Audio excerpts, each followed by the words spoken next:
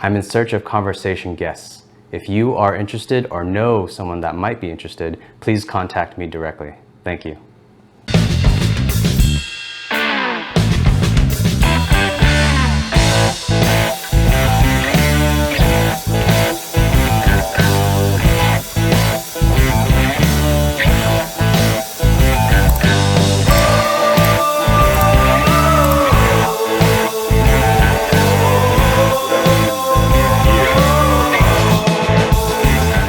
Involved in a recovery group for men at a church in town, and that particular recovery group was about you could have anger issues, you could have addictions, all kind of reasons to bring someone in there. So I went through the program first, and then I joined leadership or whatever, got trained, and I ran it for 2 years with someone else. There's 2 people that run it. But at any rate, this individual had started the program with me and dropped out. And then now he came back and I'm in leadership or whatever. And I don't know, I don't have like addiction issues with like substances and stuff like that. And so, you have to meet up and do homework. And so I'm thinking, let's go to the bar down the street, like, because they have chicken wings, and I love chicken wings. Okay. You get me with wings. You get me with wings, I'll fix your car. I don't know, man. But I met up there not thinking it's bar and grill, or not bar. I was thinking grill, like the pool tables, chicken wings. That's what I'm thinking. And then we go over the homework, because it's not fun probing on your personal life and talking about I don't know, stuff that you've dealt with in the past and how it's affecting you now. We were like married men dealing with life, and so so I'm just trying to give context of what it is. Chicken wings, a bar. Yeah, that's where so I'm going there to do homework, because you have to talk about really rough stuff. And so this particular conversation about inventory, like personal inventory about details of your life, because in order to get past an addiction, you have to understand the root issues. And you go back as early as you can remember, childhood, major events in your life, stuff like that. So, go to meet up at this place, and he goes, "Can we have the one drink?" And I knew he was there for alcohol, issues. And I was like, that's not a good idea. I was like, one beer, So I get mine, he gets his. And he didn't even finish his. He's hammered, slurred language, all messed up. I didn't realize he had drank like multiple Four Locos right around the corner before getting in there. And so next thing I know, I was supposed to be there for maybe an hour or two. It's like 4 a.m. He's vomiting in the urinals, and I've never seen this before. Like it's not an issue that I struggle with. I don't know that struggle. But at any rate, I get him home safely, whatever. And I was pretty upset about that. Like, I didn't even think about it. I'm supposed to be like a mentor, And so at any rate, he hit me up, like, I don't know, sometime after that. And he has a newborn baby, and he was, wasted, intoxicated in the middle of the day. And he calls me to come over, he's like crying and stuff. So I go over to his apartment, daylight, baby's on the ground. It was child neglect also. Full diaper, alcohol. He's unable to even take care of himself. It was really bad. The baby was being neglected. So actually it was a CPS that I called. It wasn't then I found out about the domestic violence. So, wife comes home and dumps out all the alcohol. And I had, I was there with the baby, the poor baby. They go into the room. Yelling just stopped. It was complete silence. They come out all calm. And I didn't know he had just strangled her. I didn't know that. Oh, Jesus. Yeah, I had no idea. So I, the wife, cleans up the baby and, so sorry, do you want anything to drink, eat, whatever, like nothing. And then so to you probably like, I didn't know, but that baby issue I was already going to report. So now I was talking to my wife at the time about it, and I was like, hey, this is what I witnessed. And then she had like a girls' night, and this event came up. His wife basically shared that he had choked her right on the other side of the door. The door wasn't even shut, and I was there. that's pretty bold. So your wife knows her? Yeah. Okay. She's friends with her. Yeah. So she had told that, and then we decided to call this in. Period. Yeah. So, anyways, like I say, I'm the one that witnessed it. I'm the one that did the report. It was obvious I'm the one that turned them in, So Yeah. I don't remember the whole process that they had to go through, but it was like it was at least a year or two where he like hated my guts. Like we went to the same church. Yeah. But we was even talking about taking in the child if they couldn't do it, Wow. because I don't know, when you're involved in a program like that, it's pretty personal. So anyways, none of that had to happen. There was like some program that they had to go through, and it actually ended up working out a couple years later. It was like, thank you so much. Like, I appreciate you. I was out of control. Didn't know. I was angry about it, and I trusted you. I felt like you betrayed me. But then you did the right thing, and that had to be hard. You know what I mean? So that happened.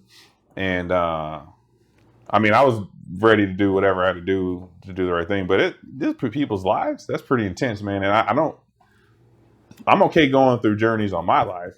And then when the church was like, yeah, you have so much to offer, you should try and consider it. And I'm so open to try new things. I was like, I could do it, but I feel like I'm going to end up wrapped up in some stuff. And that's exactly what happened. Yeah. But anyway, nothing actually happened to me. It was just like apprehension, mostly, and fear. So yeah, of the unknown. It's someone's life. People do stuff over smaller things. Does that program deal with NAMI at all? The National Alliance of Mental Illness? Maybe. I did a talk with I don't know. Trin. She's the director of NAMI, people that just have either mental illness or family or friends dealing with someone that has a mental illness. So it's just basically like a non-profit organization that helps people be aware of mental illness. So here's the thing: it's faith-based, so I'm gonna say probably not. I don't know. I noticed like a lot of times with something that's faith-based, there's like a lack of standards or something. I don't know. Maybe I'm wrong and out of line. I don't know, but there's like this fine line of when you say faith-based, you kind of get this like pass on some things, and I don't like that. I'm all about ethics, and this don't seem right, So anyways, like I say, I did that for a couple years, and then I was like, I'm done. Because, you're with these people for a whole year.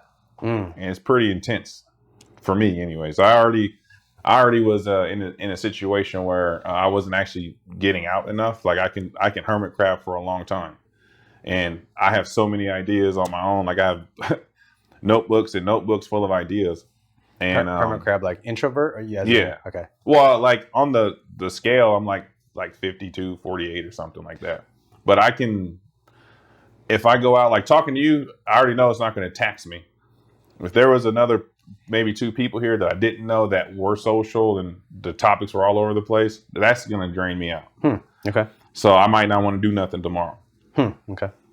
But I can do it. Like I can have a great time too. Yeah. Okay. But anyway, so yeah, well, I don't know where I was going with that. The dealing with that program for. Oh yeah, it was taxing, man. It was a lot. But I did meet really awesome people there, though, that we're still friends with today. I think when you go through dealing with yourself, you're gonna have a connection.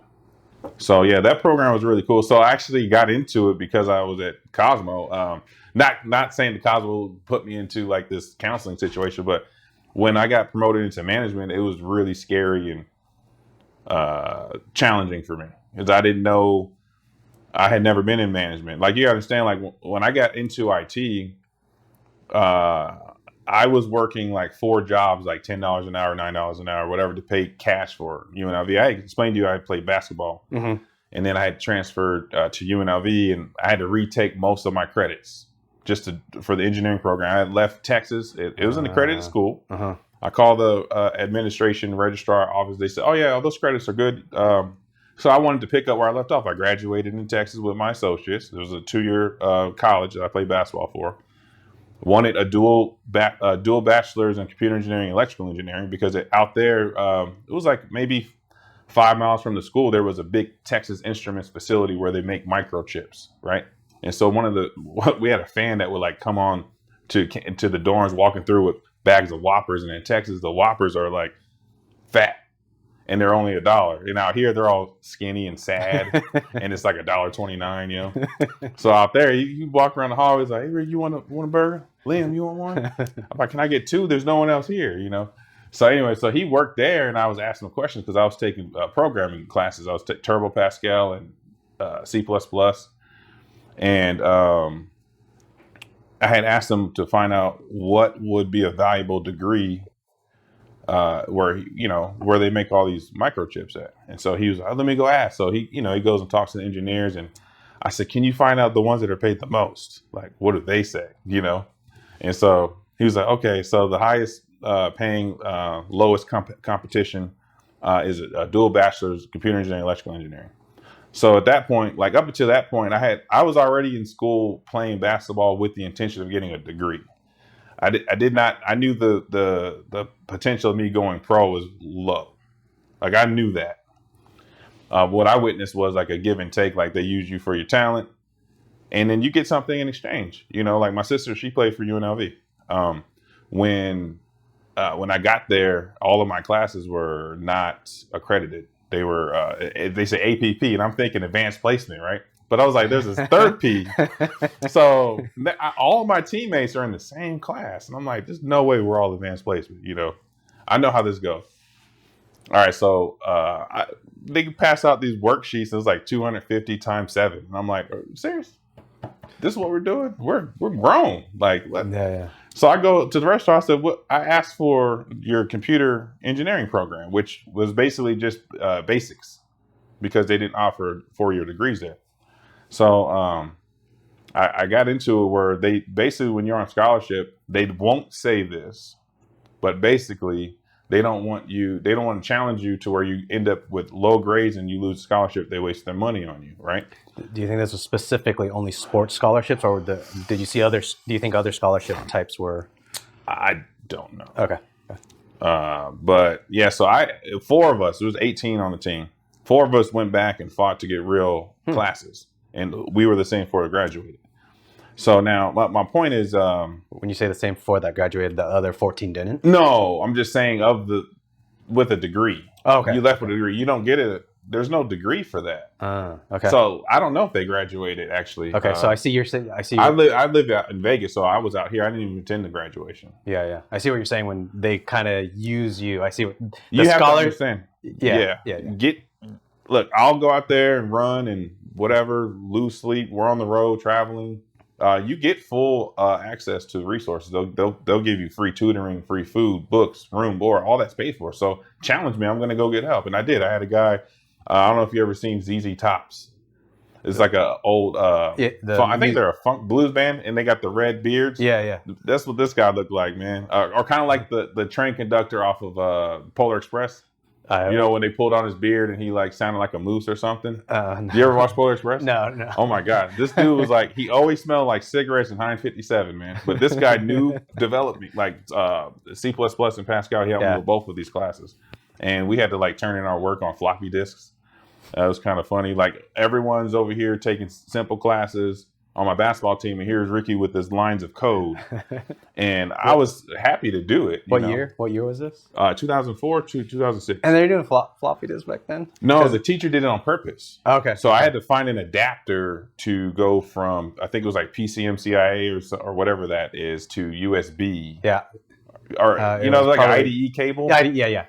But I think it was, I think mine was like I think I had a PCM CIA slot. I don't know if I'm saying I forget. That right. It's been so long, man. Remember those slots? They were like 2.5 inches wide. Yeah. Anyways, I had all this stuff just to turn into like a kilobit of homework. And it was just a lot. I thought it was ridiculous. But anyway, I'm in this class and there's all these old people and I'm 18 years old. And these guys they have been in development and they're ruining the class. They're like, she's teaching the ruining or running? Ruining it. I suppose they were running it because she's trying to teach fundamentals, right? Loop, variables, characters, whatever it was she was teaching. And they're like, well, you could just do this. It's one line. You're teaching us 10 lines to do 1 line of code. This is inefficient. Yeah, but this is basics. Yeah. I'm here because I'm new to it. Yeah. You're here because your job needs you to have a degree now because people my age are taking your... Yeah. The competition is increased, I guess. I don't know. Yeah, that was pretty frustrating. That happened in C++ also. And there was more than one person in the class like that? Oh yeah, it was there was I think I maybe was the only one. Maybe there was a couple others that were young, but most of them were like only there because their job made them be there, and the school knew that. Anyways, I really like to learn, and all of that. So when I was playing basketball, I saw that as a way to get me knowledge. Like my family, coming up, it was like, a $10 an hour job is a respectable job. It's a good job, Try to stick it out, try to grow, develop, but it wasn't very ambitious. Like go out there and try to make 6 figures before you're 30, which was like a goal of mine, which I did accomplish, but it cost me a lot of my time, and I didn't realize how stressful it would be, which is why I ended up in this program. I think I was like 23, 24. But I'm trying to remember how I ended up with the whole school thing, because I wanted to go back to Cosmopolitan, or how I ended up there. I don't know. But yeah, I did play college ball. I did. I ended up at UNLV. Oh, I never finished that degree, by the way. I was retaking all these classes, working 4 jobs, $10 an hour, $9 an hour, whatever, paying cash. I didn't want to take a student loan out. Damn. And yeah, man, I was like working all the time, barely sleeping.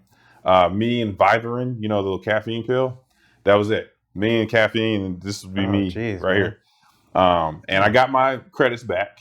But then I was like getting burnt out, and I started dating, and I ended up getting my girlfriend pregnant, moved out of the house and all that stuff, got her pregnant. Now like I can't be doing all of this. I dropped out of school, literally made up all my credits I had already completed at UNLV. Right before that happened, there was a banquet, the minority engineering program, UNLV, went to a banquet, and they had a new staff. And, I'm sitting talking at a table like this. They're talking about their programs, and I didn't know I was sitting with the actual staff. And so they were like, hey, we like you. How long have you been here? I was like, 2 years. And what have you done on our program? Well, nothing yet, because when I transferred, I had to start all over again. And so they were like, why don't you come tomorrow? We'll accept all your transcript or whatever. Yeah. I was like, what do you mean? I did that already. And they said that they didn't approve them. Like one was like Texas state constitution, and you needed Nevada state constitution. This one was, they had a reason to deny most of my, I think they kept 12 of my 63 credits, or however many credits it was. She was like, yeah, but you could have appealed all that and like got them approved anyways. And I was like, what are you talking about? Like, I was so mad. I was like, I just spent 2 years making all this up. I didn't know that you had a position where you can play a game with me. I'm trusting you to be upright and honest with me. Yeah. I'm a student here. I don't know what I'm doing. Imagine. Anyways, I was going to say, imagine being not from here. Like, geez. So look, I find this out, end up dropping out. So now I got a job as an engine mechanic at Ahern Rentals. And then I had a, baby on the way, terrified. Because I was like, how old was I? 20, 21? 21. Yeah, 21. And my first IT job was around the corner, man. I was working security at the Flamingo for 6 months. And they had me on Report Writer. Report Writer is the person that uses the USB port to upload camera. When someone slips a fall, you got to take a picture of their shoes, and you got to upload it to the computer. Well, the officers were like, this is really hard, and you're young, and you seem to be smart. Why don't you do that, right? So I was like, sure, like sign me up for it, because when you're a report writer, you don't get assigned to an area. You get to roam around. And I had like 2 arrests. Like I got to tackle this guy, clothesline another guy. I didn't abuse my authority, but I was waiting for confirmation. Like surveillance has to tell you that they have it, and the chief has to say, or the lieutenant, I don't know their roles. I can't remember, but they have to say you could put hands on them, right? Okay. And they're recording everything. Yeah. So like the person had like stole a steak off the grill. It was like eating it, and like I think he smacked all the managers or spit on them. I don't know what happened, but he had like a hot steak off the grill. The guy was drunk, and he was running. And I was at O'Shea's, which was no longer there, but O'Shea's was across the street from Flamingo, like next to each other, same side of the strip. And so I'm hearing all this commotion. They're like, this guy just ate a steak off the grill and like punched all these people and stuff. And he's like, he ran out. And I was like, I have him. Like, I have his 20, you know, whatever all the codes were. I was like all about the codes and NATO alphabet. Like, I loved it. I was like, Adam 12. No, anyway, so. That's why when I text you, Roger, that you said 10. I was going to say Adam 12, but I was like driving while texting, probably shouldn't have. But yeah, it was funny. So anyway, so the guy's coming. I'm like, man, like, I have him. Do you have me? I'm right here. Like, find me surveillance, because surveillance has to find you. Then the boss has to give you. Okay. Yeah.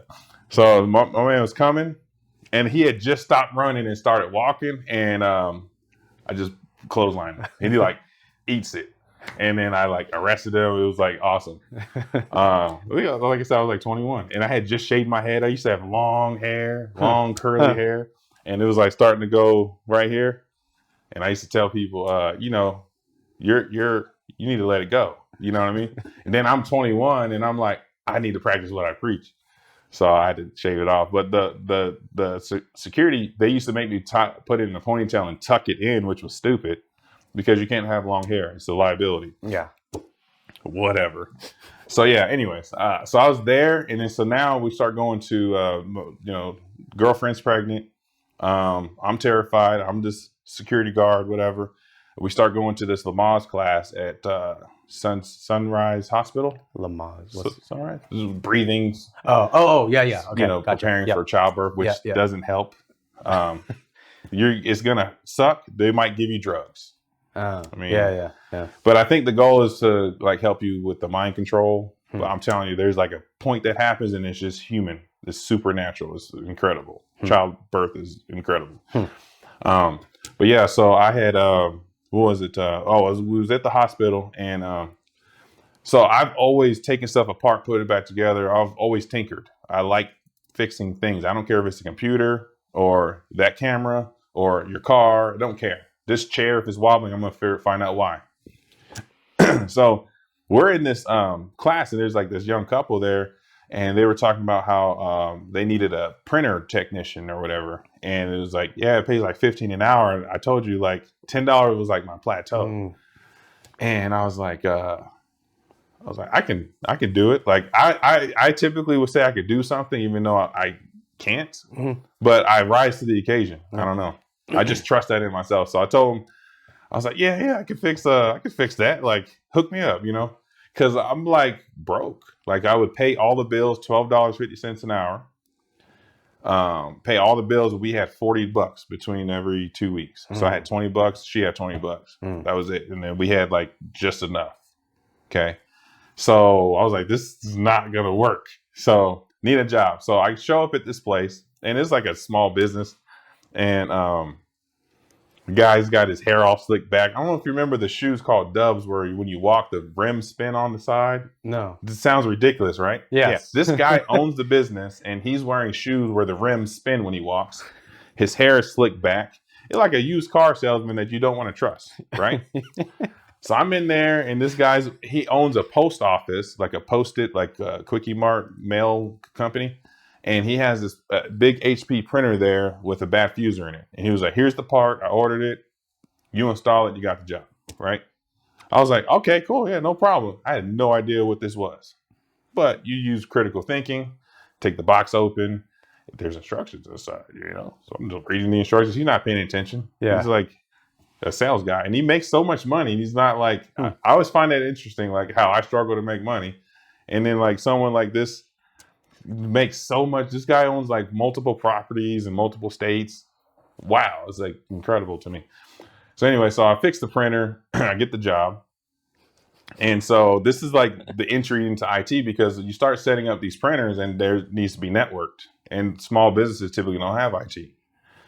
So, you know, so what I did was, at the time Cricket Mobile had came out, and I bought that little USB modem, so you have internet on the go. And I would literally be in offices figuring it out. Like they needed an IT guy, we didn't. And so when I started figuring out networking, SMB, SMTP, scanning, emailing, all that stuff, which the company had never offered those services before, but when you're the face and you're there installing it and you have to tell them, I can't do that for you, someone else has to. Like, I don't like to Well, one, I don't like to lose. Two, I don't like to not know something. Three, the printer that I just installed does all of this. So they literally sold you something that has all these lists of features and they're not getting them. Like, I have a hard time with the ethics of that. Like, you bought something, you're not getting it because I just plug it in basically. That's crazy. This thing better scan to your email. This thing better scan to your server. This thing better do all it says it can do. So I just started learning on the fly, man. When they found out I was doing it, they started charging $60 more an hour. So, and I was like, hey man, like, you're not paying me more, but you're charging more. Like, so they gave me like a $2 raise. So it's like a third party company that leases out the printers. They would lease them and sell them to you. They'll literally get something off of Craigslist and sell it to you. And then if say that company owner, he wanted like the email, print to email, they would then upcharge more for that? Is that because I said it? So I always wrote down what I did. Like, I always detail, like, at the Cosmo, they coined the term Ricky novels. It's like, you write so much in your tickets, and it saved my job twice over there, by the way. I had a couple false allegations on how long it took me to get a particular application running because it caused business impact. When you're in operations, you're there helping the business take on new software, and it rolls out and there's a problem. Well, then who frontline defense? Operations, right? IT help desk. You get there, you find out the issue, right? And then you got to report back, hey, we're having these issues with Delphi or issues with, patron management or whatever it is. And anyway, so this particular issue was going on, and the manager on my shift was the one that was running all of the managers, I guess. I don't know. But the point is the individual drugged their feet for, it was like 45 days. Finally, the issue was causing such an impact that it actually cost money. Well, their job's on the line. Well, who had that ticket? Ricky Terry did, right? So every time I visited to try to fix this and was told, go away, bad time, it was a lot of unprofessional interactions with this individual. Well, I wrote it all down, but you go mark the comment as hidden, right? Because they can see the notes in the ticket. So when they log into the ticket, it'll say, visited and rescheduled for tomorrow at 2. Or then I could put hidden ticket, same message, but it's hidden. Yeah. Right. So the person saw some of the stuff was visible, some of it wasn't, and they saw opportunity to fabricate a story. Yeah. And it was a long fabricated story over 45 days. But so they sent this long email when the basically shit hit the fan, and now it looks bad on me the way they depicted the story. I ended up in this meeting with, it was like 2 directors, a manager, this individual, and myself. And here's this allegation, and here's all of my time-stamped actual what happened. Yeah. And so I literally proved that this is fabricated. There was no repercussions for that. That's crazy to me. This person literally could have got me fired, but the truth showed that they were fabricating. There's no punishment for that. Yeah. That's crazy. That's terrible. Happened twice when I was working there. So my Ricky novels, whatever is what say this. So the Ricky novel at this particular job as a printer technician, I would write it down. So when they would read the invoices, they would say, oh, wait, you did networking for them? We don't do that. Oh, you did scan to, oh, you do this? That's like IT stuff, right? So I was like, I keep hearing this term, So now they start charging more, and my wheels are spinning like, well, I can do this for cheaper and make pretty good money, like, because he'll charge for like trip charges, ridiculous addings on there. And people would always ask me if I do work on the side. Me wanting to be honoring the company I work for, I'd be like, no, I don't. But at some point, this particular boss started trying to pay me in like stolen gift cards, and like this guy would come in off Craigslist and be like, maybe $1,000 worth of gift cards, right? And then he pay him like $200 for them or something crazy like that. Like, I literally witnessed it right in front of me. So I knew this was sketchy because the guy was sketchy, and he would come back. Then he would use these cards and like pay people, like technicians that he'd hire, or he'll pay clients, stuff like that. Anyways, I don't know if that's incriminating or not, but whatever. Well, we don't know that. You didn't say the name. I'm trying to not say nothing. That's but fine. if you go on LinkedIn, you don't see who I'm working for. Plead the fifth. But you just said it on camera. No, I'm joking. So, so when he started doing that, man, that's when I was like, all right, man. I was like 1 foot out the door. So what is it? I had started a business called Terry Technology, 2008, I think it was, or 2009, something like that. But it was only because there was a couple clients that they had lost that still wanted to work with me. So they left the company I worked for. They wanted me to do work for them, and I said, "Hang on, let me get a business license and all that good stuff, right?" And then that lasted for about 3 months, and I ended up like being a collector. Like this one company had racked up like a $1,300 invoice from me. Like they got like a free copier that had a bad drive assembly, and to get to the drive assembly is about 10 hours of labor. It was like the big mass production type printers. Now I was not. Now I was certified on most of these machines that I was working on, but with the rest of them not. It's just take it apart, put it back together. Something I'm very familiar with doing. It could be 1,000 screws. I'm gonna put 9,999 back. I don't know where this one goes, you know. And so, anyways, I took it apart, put it together. The guy brings me in and out and thinks that we're even. I was like, I've been here for over 8 hours. I've been here for 10 and a half hours. I think I was charging like 65 an hour or $80 an hour. I can't remember how much I was charging, but you're paying me for this. And then there was parts too that I had to get. It was like a $200 part that I got because I had there was a company called Midwest Copiers that I had made friends with, and they would let me go in there and haggle, get good deals. Something that you have to be a business owner to do, and or a dealer. And I wasn't, but I was a technician. Well, I guess the connection happened when the guy with the spinning rim shoes asked me to steal from them a $700 part. He was like, go in there, and it's as is. When you buy something, it's as is. So what we bought was missing a $700 part. He was like, go in there for something else, put down your tool bag, put the part in the tool bag, leave with it, right? He was like, go do it. So I go in there. I'm not going to do that. I went to the guy and I was like, hey, man, so here's the situation. We bought a finisher from you. We was hoping that there'd be a iFax assembly on it. It wasn't there. They did not like my boss, and so they all knew each other from back in the day when I guess there was only like a couple copier companies in town. They got really big, and then they all broke up and all started. Midwest Copier was one of them. So yeah, we don't like that guy. I said, well, here's the thing. We needed the iFax, but your policy is as is. And this guy asked me to steal. I was like, I understand if I can't get it, but what I want you to know is I won't do that. I'm just going to be honest with you and tell you what happened. And he was like, oh, that's not a big deal.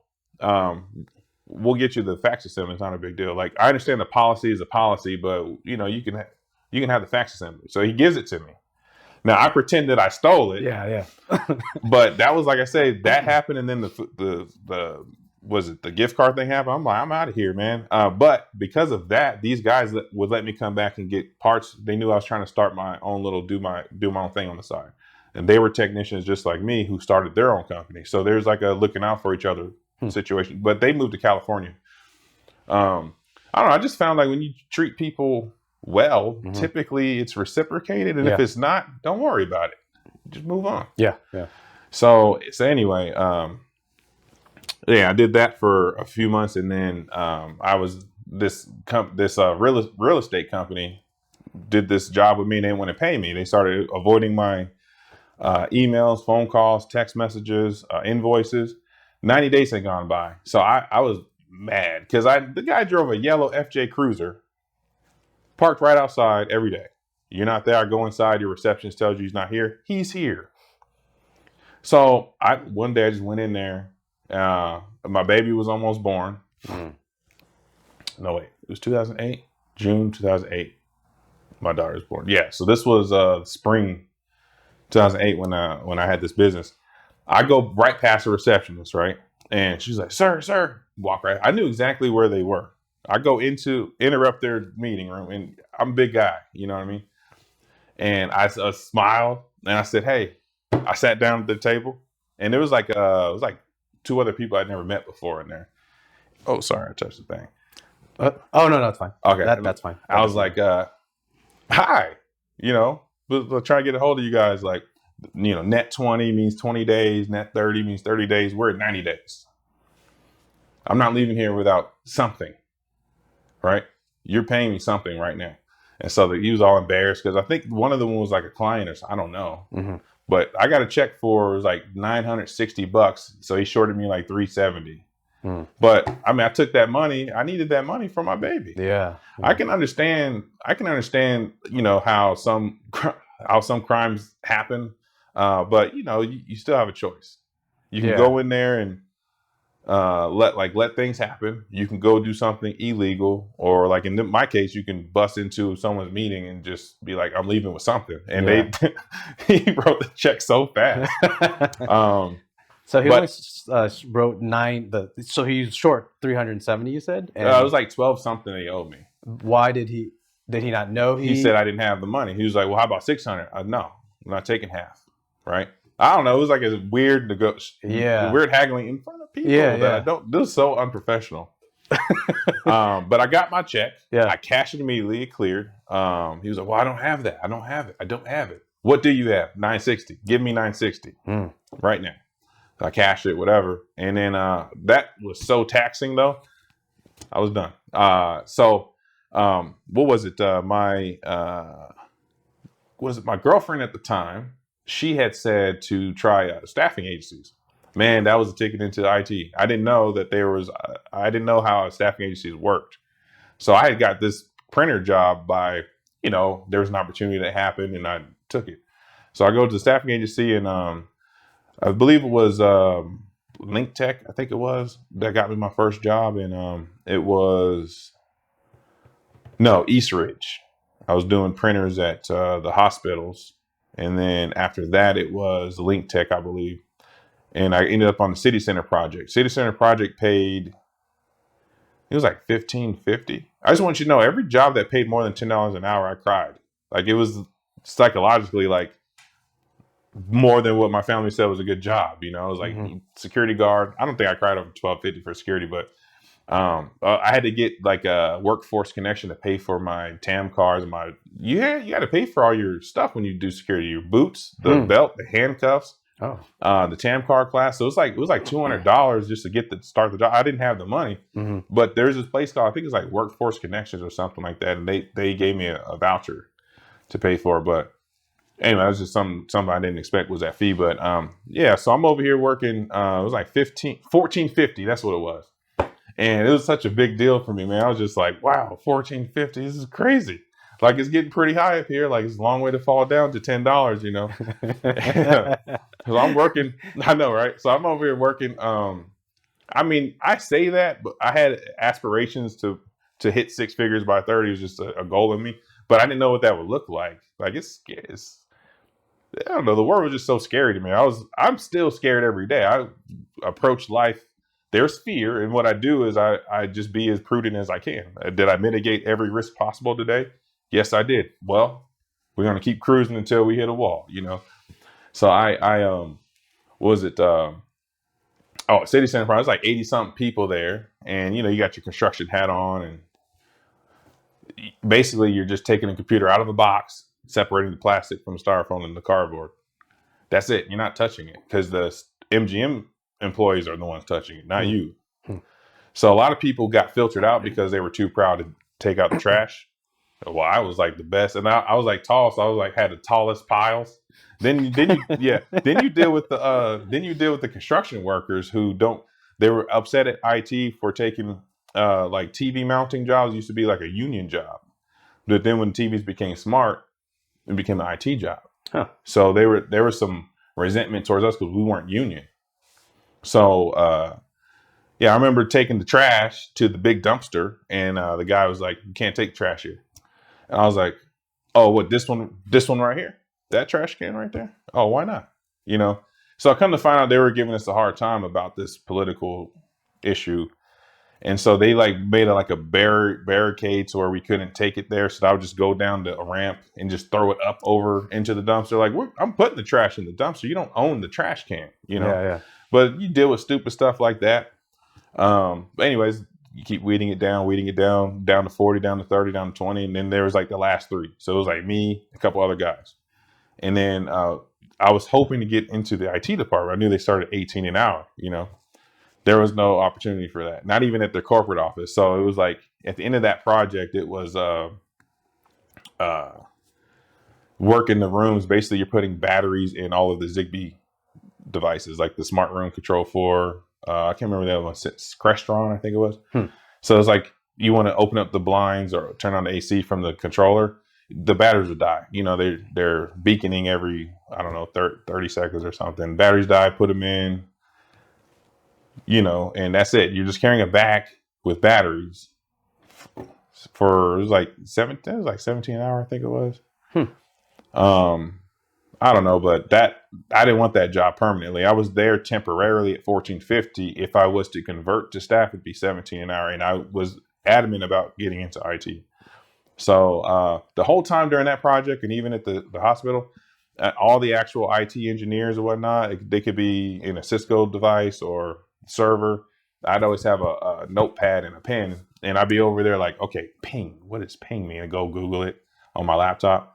What is DBA? What is that? Like I'd have notes, so I would go home and look it up, and then I would be at an interview. That's where the Ricky novels started. Yeah, I'd be at the interview, like trying to act like I know something with the staffing agents. I was like, between the staffing agents who don't know me, they don't care, I'm just a number. I'm gonna trick somebody into get me a job, you know. And so it's a numbers game, man. That's how when I do when I go interview for jobs, I look at it as a numbers game, meaning. Say I want a certain figure, a certain salary. So I'm going to go interview. I'll go on LinkedIn.com, the website to find jobs, and try to find that range. And I'll just apply for a bunch. And after 20 interviews, even if it's like beyond what you think you should be able to get per se, you may land one. Right. So it's just a numbers game. Yeah. And there's been other ones where the pay was just right on line with it was just kind of on par for my skill sets.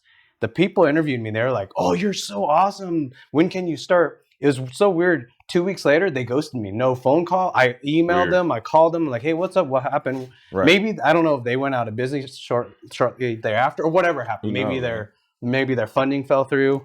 But it's all a numbers game. Well, yeah, I didn't expect to do that. It'd be different if someone like you was telling me that at the time, like, just do this, eventually you get one. Like for me, each one was like money. Yeah. No, I found out through trial and error too. Yeah, I was gonna say at some point I arrived there, but man, I could have saved myself like 2 years. So when I got into the Cosmo, though, man. Do you need more water? No, I'm good. Sipping it slow. You got into the Cosmo then? When I got that job. Oh man, that was like same day hire. Like, we need you right away.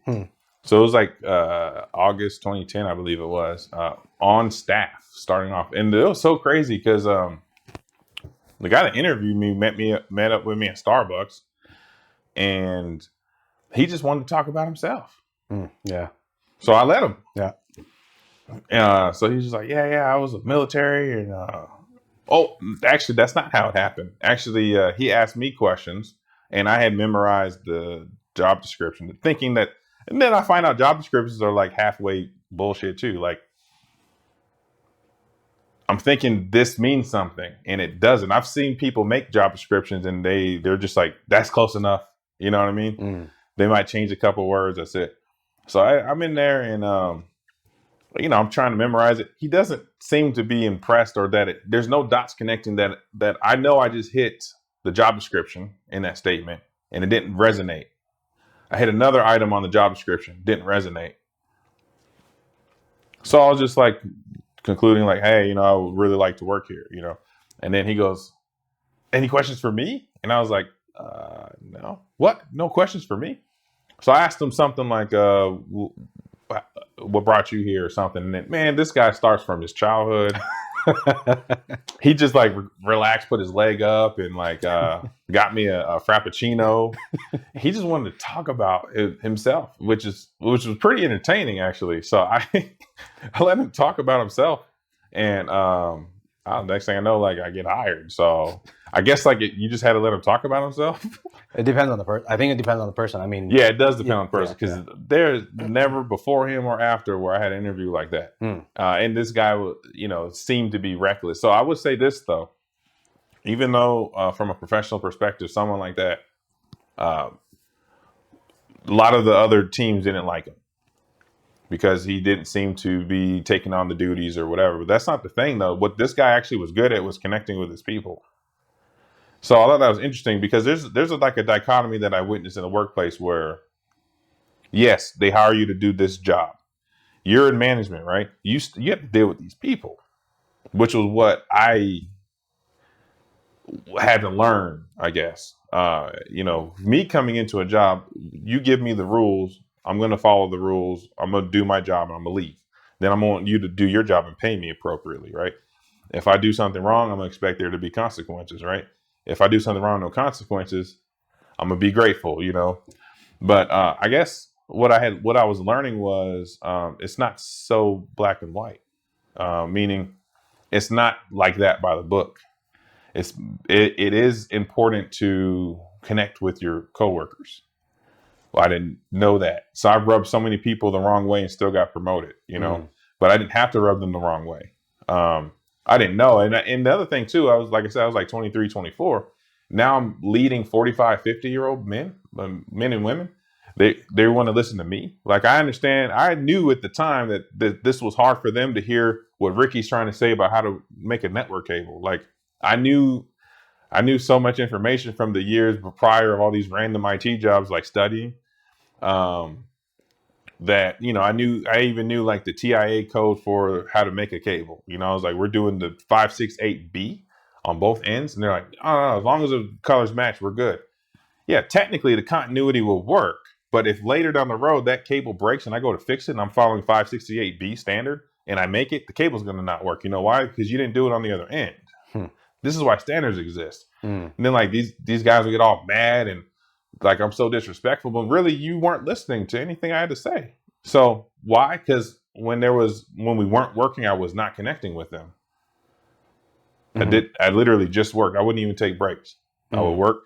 You're not working, I'm going to help you with your job. I never thought me doing your job while you're resting was condescending. Like, I never thought that at all. I'm thinking I'm responsible to have this group of people complete these tasks, and I want to be on time or early, right? I don't want to be late because I got these 7 other leaders who were assigned. They're in my position that I guess I would be afraid to not lose my job was kind of how I approached it. And in the process, Ricky wasn't connecting with them. Ricky was doing their job better than them, always criticizing their work. It didn't go too well with the people, but with upper management, I was shining. That stressed me out. Like, I can be independent, for a while, but if I got to be among people, I do care how I'm perceived. Like, I do care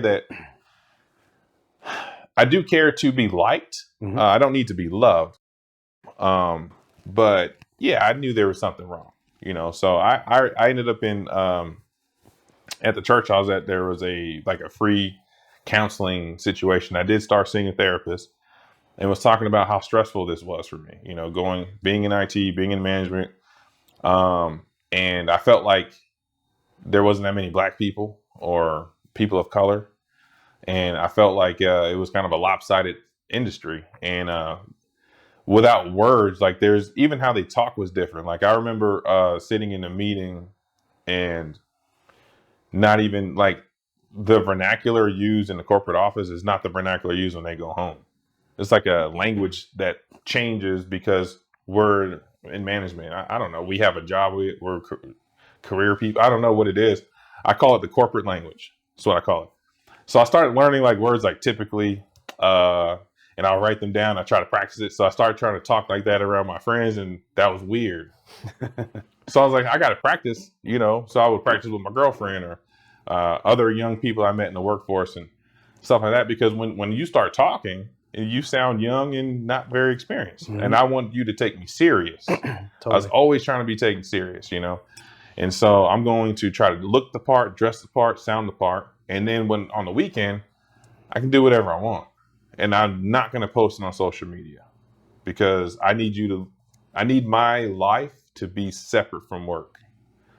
So after trying to climb the corporate ladder, whatever, I came to this conclusion of, look, yeah, I want to make money. Money's a tool. but also want time. Like the year that I made the six figures, it was after I resigned from the Cosmo. I had started a company called Terry Tech Consulting, and there was there's a huge piece of this story that I left out. A lot of my experience from my resume, I got volunteering. You needed a resume. The staffing agency said you need a resume. You have no experience. So, well, nonprofits need help all the time. This was around what year? It was about 2008 to 2010. Okay. Before the Cosmo. Yep. Those 2 years, man, I was a network engineer for a nonprofit. I was a network technician for a church. I was whatever the job was, that's what I was, right?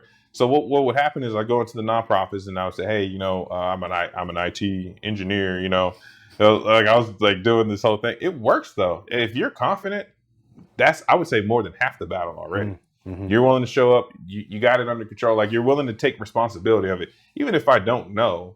I remember my boss at that printer company was like, hey, can you drive a stick? Yeah, man, I'd never driven a stick before. It was a Hyundai 2-door. He gave me the keys, and the office was right there on Rainbow and Lake Mead. Like, that's like rush hour. And that was when Best in the West Shopping Center was actually in use. We didn't have Town Square. We didn't have downtown Summerlin. So like Best in the West Shopping Center was always packed. So I get in the car and, I get the concept of clutch. I think, what was that game? Gran Turismo? Like I had the concept of it, but now we're in it. And I had already told him in the eye, yes, I got it. Gave me the keys, shook his hand, and I'm delivering toner to a customer. And I get out there, it stalled on me a couple times because I messed up the clutch and the gas thing, but it kind of went. So I was like, all right. And grinded something, and it was like, okay, push the clutch in more. Boom, we're in gear. Oh, and it was like going like hard too. So I could pull out into Lake Mead. There was like a gap in the traffic. I go for it in first gear. Everything was good in first gear, but it was like really torquey. Then I hit the clutch, put it in second gear, let go of the clutch. We're in second gear. I was like, oh shoot, we're going forward. The problem was when the light was red, I had to like stop, and the car just stalled on me because I didn't hit the clutch. It was still in gear, like third gear or something. Oh, yeah. Okay. Yeah. Anyways, the car stalled on me twice. Never saw it again. Like I got it. It was like a crash course thing that happened, man. And I was like having such a good time. I was like, yeah, like this little 2-door Hyundai. And I got the toner delivered, came back. The guy never knew that I did not know what I was doing. You know what I mean? So like I say, you put me in the hot seat, I am going to respond. It just happens. You ask me a question, I'm gonna hesitate, think about it. It might seem like I'm fumbling, but if you actually put me in the situation, typically I come out on top. So I put myself in these situations on purpose. So anyway, why did I bring that up? Putting myself in a situation. You had the gap between. Oh yeah. So I put myself in a situation with these nonprofits. They got nothing to lose. They're not paying me. So if I make a mistake, what are you gonna do? Ask for a refund? So people would literally go into these nonprofits. This is another thing I noticed about taxes, which came later in life too, now that I have a small business. People would come in with old equipment that are worth nothing. They would make less money trying to sell it on eBay or whatever. So they would go to the nonprofits and they would dump all this junk off, and they would tell them it's worth this much, and they would get a tax write-off. Yeah. So now they're liable for less. Yep. Right? And the nonprofits are like, what a blessing. And they don't care. Yeah. Give us free stuff. And I would go through and I'm like, this is 1998. This is a Pentium 2, Pentium 3. Like this thing is like, it'll probably use more electricity than this. Yeah, and you're not loading a website on it. So it kind of upset me because you see people taking advantage of people all the time. Or advantage of the system in that case.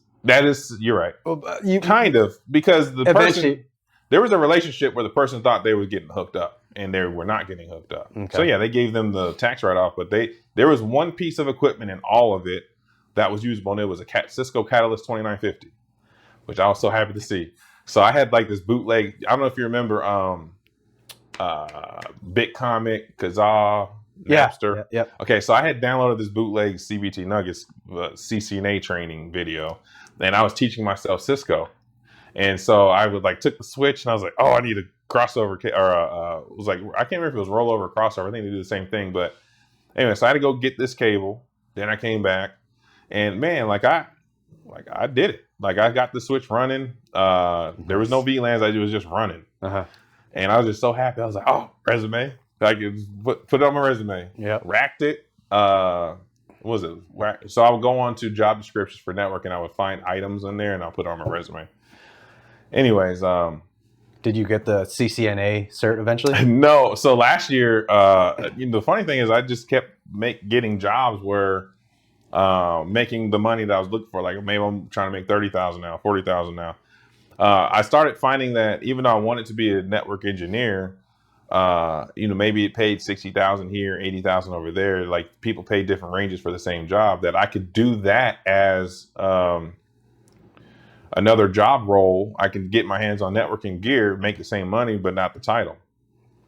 Okay, so the titles didn't matter to me anymore. When I'm looking at the industry, the dollar bill matters to me. So even currently right now, I'm trying to get myself in a position where I'm not emotionally bound to the little business that I got going. Because I have like less than 12 clients that pay me every month, and I don't like to do contract work where you pay me a bulk amount of money to do something. I'd rather you sign an agreement for 2-3 years, and then maybe I take a hit up front, or maybe we split the difference, whatever it is. But look, I got a steady amount of cash flow for a while, and it's mostly services. That year that I made all that money, man, I was working every day, all year long, never home. It was really rough on the family, So hence why I say my previous marriage or whatever.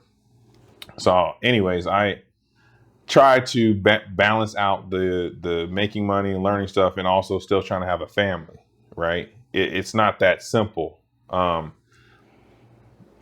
was it? When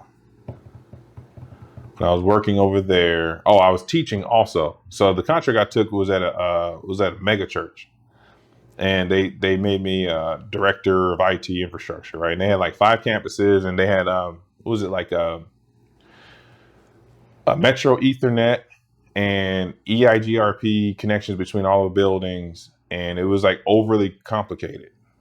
Like I don't know if you're familiar with VPN, like Cisco, like Sonic Wall, stuff like that. Not too much, just very little. Okay, so the church wasn't really passing any traffic other than phone calls. Phone calls use like 300 something kilobits of bandwidth.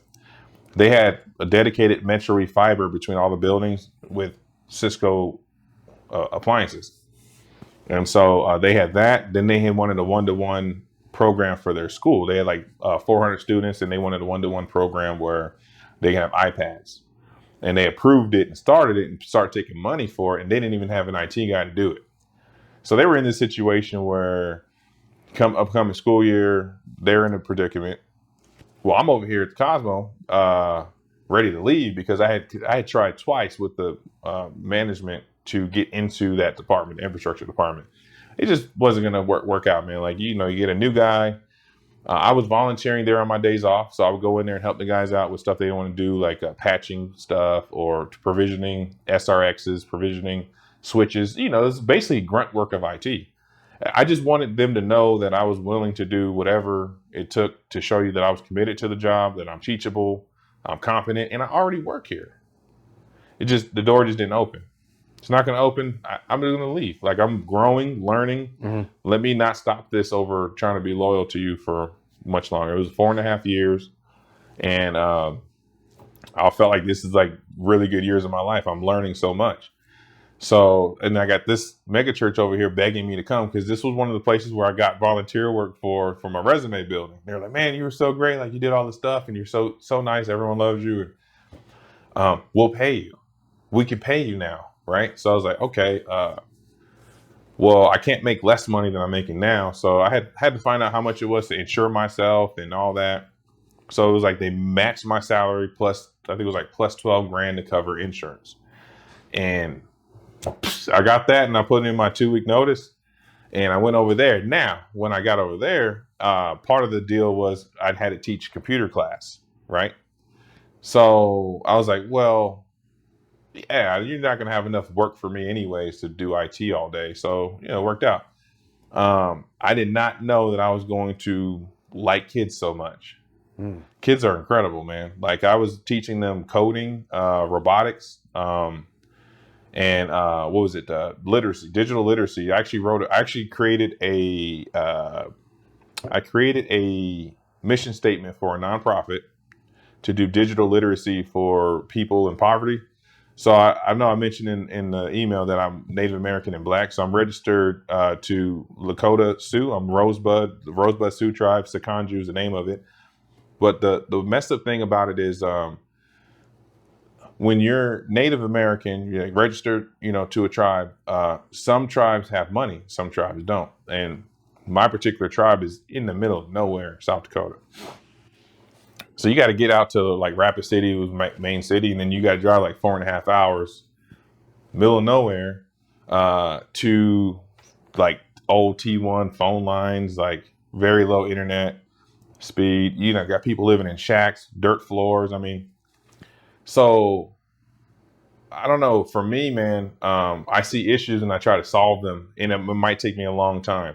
So some of the stuff I'm working on now, I'm going to wrap that into kind of have an idea I have for not just that reservation, but really anywhere that's kind of isolated, remote, where I can bring a adequate, self-sufficient, I guess, resource to them in the middle of nowhere to where they can find a way to make money. Because if you have a tribe, like let's say down the street you got Paiute, it's not that far away. Now I don't know anything about this tribe. I've never really been. I don't know if they have a casino, but let's say they do. Let's say you just go up 95, about 40 minutes, there's any casino. Well, the thing is Vegas is filled with casinos, so that's why this doesn't make sense. But like, let's say Durant, Oklahoma, right? They have any casino out there, and it's very popular because there's no Vegas. So they make a lot of money off the casino, and then the entire tribe benefits from it. So they all get like, so long as you're in school, you get paid. You go to college, you get paid.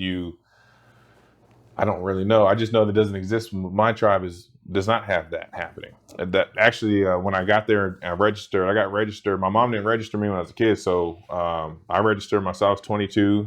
Met one of my siblings I've never met before. We all went out there, and I got my daughter registered. And I was asking them for help to get me like CCNA training back then, and I wanted to work in IT, and they said, yeah, actually, we need help. And I just never thought, like in my head, like I had dated someone who was in a Choctaw in college, and she was getting paid, man, like $200 a month, and then $400 a month when she was in school. And I was thinking, well, maybe once I get registered, I can get that money too. But there's like this idea that if you're registered Native American, you're going to make money. And that's not true. It's all about how much is being generated on that land. Then it's paid out that way. Otherwise, you got to wait in line to get a grant like everybody else. So there's like, I think it's like over 33,000. I don't know if that's the right number. I want to say the population is over 33,000 of members. So like there was this 20-year long like fight for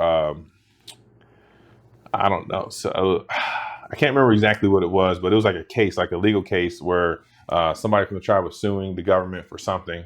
The case was won, but the lady had already passed away. So it was like I can't remember how many millions of dollars it was, but I know after you divide it up by the 33,000 members, everyone gets $360. And this lady spent like over 10 years of her life fighting for this, and she actually cared about it, right? It's millions in one lump sum, or it's $360 per capita, like for every person. And the people voted, and they wanted their $360. And I was just thinking, like, wow, like, what could we have done with that? Like, could we have put something in the middle of nowhere, maybe with solar powered, solar generated? Now, this is how I get into microwave point-to-point internet, by the way, because you need fast internet in the middle of nowhere. And if you're not going to bury copper, bury fiber into the ground, what's the next option? Low orbital satellites, right? Which I don't think we have yet. And the other thing too is the thing about satellites is they take over territory. So like, let's say I'm satellite company A, you're satellite company B. Well, hey man, I have everyone in this region of GPS coordinates. Yeah. What about Starlink? I don't know. What my point is I don't even know when the low orbiting stuff comes in there if they have to fight with that, because I know that when the pipeline protest was happening, my brother's Standing Rock, I would reach out and ask social media groups like, hey, what's going on? Like, I'm not going up there, but if you need something, like I got point-to-point antennas. I can pre-configure them because they would say they would report stuff like the police are doing something or whatever. They needed a message to get out, whatever it was, some things that were happening that was like non-humane. And it took them too long to get the message back because it could not be reported live. They're in the middle of nowhere. Okay, this is what was happening like recently, right? So they said that they could get a cellular signal at the top of like this little ridge. They had to go up to the top of the ridge. They wait for a bar, hit send. It might take 30 minutes for this thing to get uploaded to Facebook or whatever. So that's a lot of vulnerability there. Whatever's happening with the police and them, whether it was agitated or not, I don't care about none of that. You don't have your own ability to get your story out. That's an unfair advantage, in my opinion. And I feel like with technology, I have a social responsibility to try to level the playing grounds if I can, at least while I'm here. Try to leave it better than I found it. I mean, so like I say, whether they're doing stuff legal, illegal, or not, they don't have the technology to even be on the same level that we could. We can go down the street, start a fire, send a message out, get arrested or shot, whatever. We can go do that if we wanted to. They can't. That bothers me. So I'm not saying I'm in favor of I'm criminal. laughing at the analogy. I understand I understand the point of the morality Well, of because getting when internet. you start talking about politics and stuff, then people want to, put it in a bad light, and they don't know the story. Okay, so I try to do the opposite, like sarcastically paint a dark shadow, because you're going to say something stupid, probably, Anyway, so there was a guy from Arizona that was setting up these big truck-loaded solar panel things, and then they had power out there. So I tried to connect with that guy. I talked to him on the phone, and he was like, "Listen, man, there's just so much going on that you just have to be here to like do whatever it is you're trying to do." Like, if I wanted to send out, like, so basically what I was going to do was there's a signal at the top of the ridge, so I can get an amplified cellular antenna. Right? There's people willing to pay money for whatever's needed. So you got people remotely saying, "Hey, whatever you guys need, I'll front thousands of dollars for whatever you guys need to fight the pipeline protest." I did not have the time or the capacity to sit there and try to get my own resources to get out. What I wanted to do was get an LTE antenna up there that was powered to this guy's solar panel. We'll be talking like 5-volt technology. I mean, it's really not that much. So now you have a stronger signal, one, so the people on cellular won't wait 30 minutes. Maybe you'll wait 10 minutes. Anything's better than nothing, one. Or you don't even have to go up to the ridge anymore, because what I'm going to do is have that be the uplink to a point to multi-point or point to point. It doesn't matter. Point to multi-point means one antenna broadcasting omnidirectionally, and you can connect to it. Actually, that was the goal. Omni antenna up there, LTE internet, and then wherever the people were setting up camp, like they had a camp over here, over here, over here, over here. Each of those camps would have a station that is receiving that signal. From there, now this internet. Now you're sharing not that much speed, but it's better than dial-up. That's for sure. And when you talk about microwave speed, this is light speed. The sine waves of a microwave is the same as light. So I understand it's not light, but it's still light speed. Same sine wave, they're identical. Very low latency between these 2 points. So it's literally, you're almost getting real live cellular performance. Someone's going to have to pay for that bill now, for that cellular data is not cheap. But the goal was to put internet at each of these camps. Now they can just use Wi-Fi. You don't even need a cellular signal. So someone to go up to the mountaintop or ridge top, you got to have a cellular signal, and you have to be with the right provider, right? So let's say that signal they're getting was like, I don't know, Verizon. If you have AT&T, you're screwed. All the other major providers are screwed. Well, now it doesn't matter because now you're just on Wi-Fi. And if you didn't even have a phone, a lot of people are poor. You don't even have a phone service. Your phone works in Wi-Fi mode. Now everyone has a voice, right? Mm-hmm. So this is what I'm envisioning from here. And I just needed someone to receive my package, right? And then go set it up. Like I'll talk to you or give you a set of instructions, because you can't talk to me while you're up there. And anyways, it never happened. But the curriculum that I started with these kids, nonprofit, the same concept though, what I just explained to you, that actually what's happening is what I'm talking about. So, I'm talking about like take a shipping container, which can handle up to like 9mm bullet, by the way, like they're bulletproof up to 9mm. I don't know, this random. But you can insulate them. Like the temperature gets really low up there, but you can put on the roof solar panels and stuff like that, and you basically can make a learning pod. 5 volt. They have 5 volt, 720, 1080p monitors. Basically, you can have a low voltage, deployable, boom, computer lab, right? One for learning, one for work. Maybe you want to do Skype interview. Maybe you want to work remotely. Maybe you want to be a remote developer, or who knows? Once you have access, you're gonna figure it out. And I feel like people without as much opportunity, they're not gonna think the same as someone like my kid. All she ever knew was the device. Mm-hmm. You put someone in who's had to rig their way through life, to them that's normal. You understand? So like I've been thinking about flying up there to the reservation, not notifying my family members, nothing like that. I don't need people to know what I'm doing per se. What I want is to genuinely understand. If I understand, like let's say I go out there, I don't know what they're doing. Something I've been thinking about recently was like, is there a social gathering happening on the reservation? Like, I don't know. Do they speak English? Yeah, I mean, some people speak English, but how can I take trips out there and just be present at that event? Maybe it's I don't know, maybe it's sports, maybe it's learning. I don't know, but I would like to insert myself over there just because, technically it's my blood, my family. I just don't know them. Mm-hmm. So go up there. I have understanding it. I don't know what I know really until I'm in a position where you don't know, right? So I've been thinking about going up there and just trying to understand like how it is life. Do they even need internet? If I give you internet, you're going to use it. Like just because I have this idea like you need internet, there's this digital divide and blah, blah, blah. I can go set all this stuff up and no one goes inside. I mean, you got resources right here in West Las Vegas no one uses. Now the government paid for these facilities, but no one's using them. So you could bring a solution without connection, same concept of what I was saying as a manager.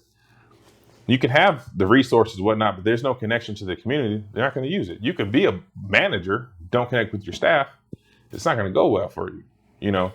I don't know. There's like principles that kind of enmesh across different mediums, And so for me, I was thinking about going out, just see what happens. Maybe I wasted my time. I don't know. But, go up there and learn from them. Like, I don't know if you forage, you still hunt, or you literally go shopping just like me, and I just don't know. Maybe you just drive a couple hours and come back with groceries. Whatever. What is the norm? I would like to know what that is. And is there any need or desire for change? And can I be a part or a vessel in that? Yes or no? Now, I understand there's grants out there for developing internet.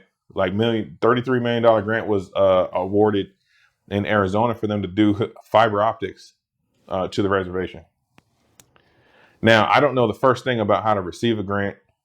How can I make money off that grant? Well, what if you give me $33 million? Say, I don't even know how this works. I would imagine there is accountability. Like, hey, the money is supposed to go specifically like this. You have to hire this type of contractor, this type of suppliers. You got to use our list of vendors. There's probably strings attached. But there has to be a way to make money off of it, though. There's nothing wrong with trying to make money. I'm working. You should pay me. If there's a way, I don't know how that works, man. It scares me. I don't want to take $33 million or any money, really, and use it wrong. But I definitely want to make money off of it. So anyway, my point is I just want to go out there first before I even go down the path. I know the SBA. I've been to the SBA a few times. They have a lot of nice people willing to teach you a lot of stuff. When I started the IT MSP company, 2015, it was, I was trying to figure out, so this was 2017, I had changed everything because 2017, I was like, do I want to do a nonprofit? Because there's grant money in Vegas to do coding, robotics, that people aren't accessing. There's money left on the table every year in our state or city. So I was like, do I want to do that or do I want to do for profit and do services, IT services? Well, I don't know. Like I have so many options. You got to pick one, Ricky, you know? So when I go back to the nonprofit thing, like that has never left. So I'm probably going to pursue it. I want to go out there, see if there's a need, and if there is, meet it. In the meantime, I got to pay bills. So, yeah, I have, before I got to the position where I'm at, where I am in the process of finalizing my divorce. But it didn't happen so abrupt. It was more so over time. And I know that a lot of it had to do with time, quality of time spending. And a lot of that was wrapped up in everything I've just been talking about. So trying to snap out of my pursuit of knowledge, pursuit of making money, pursuit of really security is what I'm pursuing. I'm trying to get financially secure. I'm trying to feel competent, actually pursue something. Like I noticed things in my life started improving when I finally like got some fire and was like, oh, I now have a clearer target. First, it was this ambiguous, Ricky aimed for IT security, which means nothing until you actually get there. Now there's governance. There's so much stuff there. Okay, well, some of that's boring. Some of that's kind of cool. I don't know what I want to do. The targets start to get more clearer. And I don't know. There's like a excitement.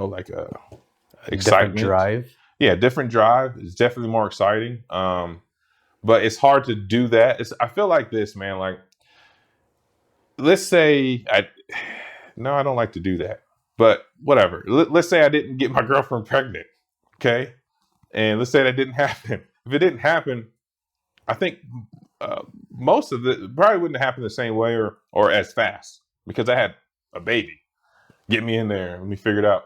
No, I wanted to get my degree. I wanted to enter with whatever credentials necessary. A+, Network Plus, Security Plus, CCNA.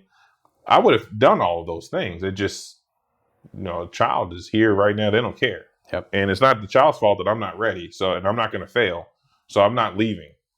So, I'm going to do whatever I got to do. But in that route, different from the other route where I don't have the child, So it's not a matter of me regretting it. Actually, a lot of things changed for the better in me because of it. But yeah, also other things were taken away from me as well. Part of that is exploring me, So like I say, in the process of getting into a career field and learning what's what and learning what I'm made of and what am I good at, how can I live comfortably, make money, and not have my time sucked away and calling me at 3 a.m.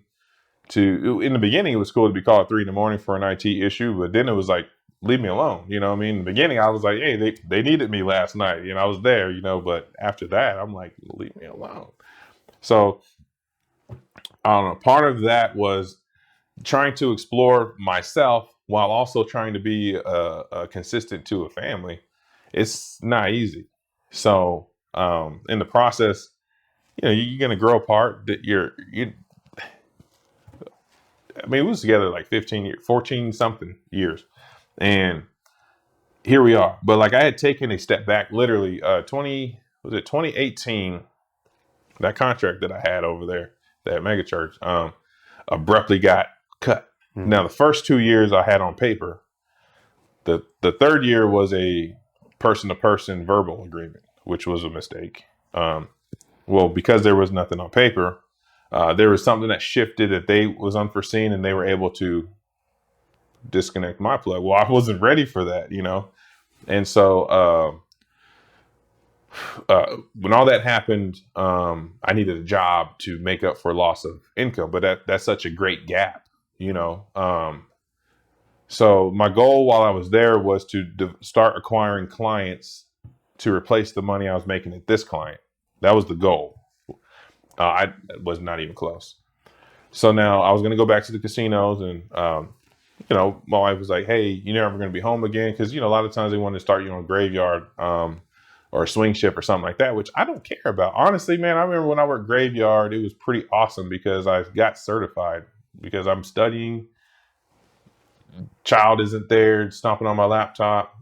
Wife isn't there confusing me on something. I'm up in the wee hours of the night you only get so many tickets. There's only so many people to talk to you. You're not going to have a meeting really, except for coming and going. Man, I got certified.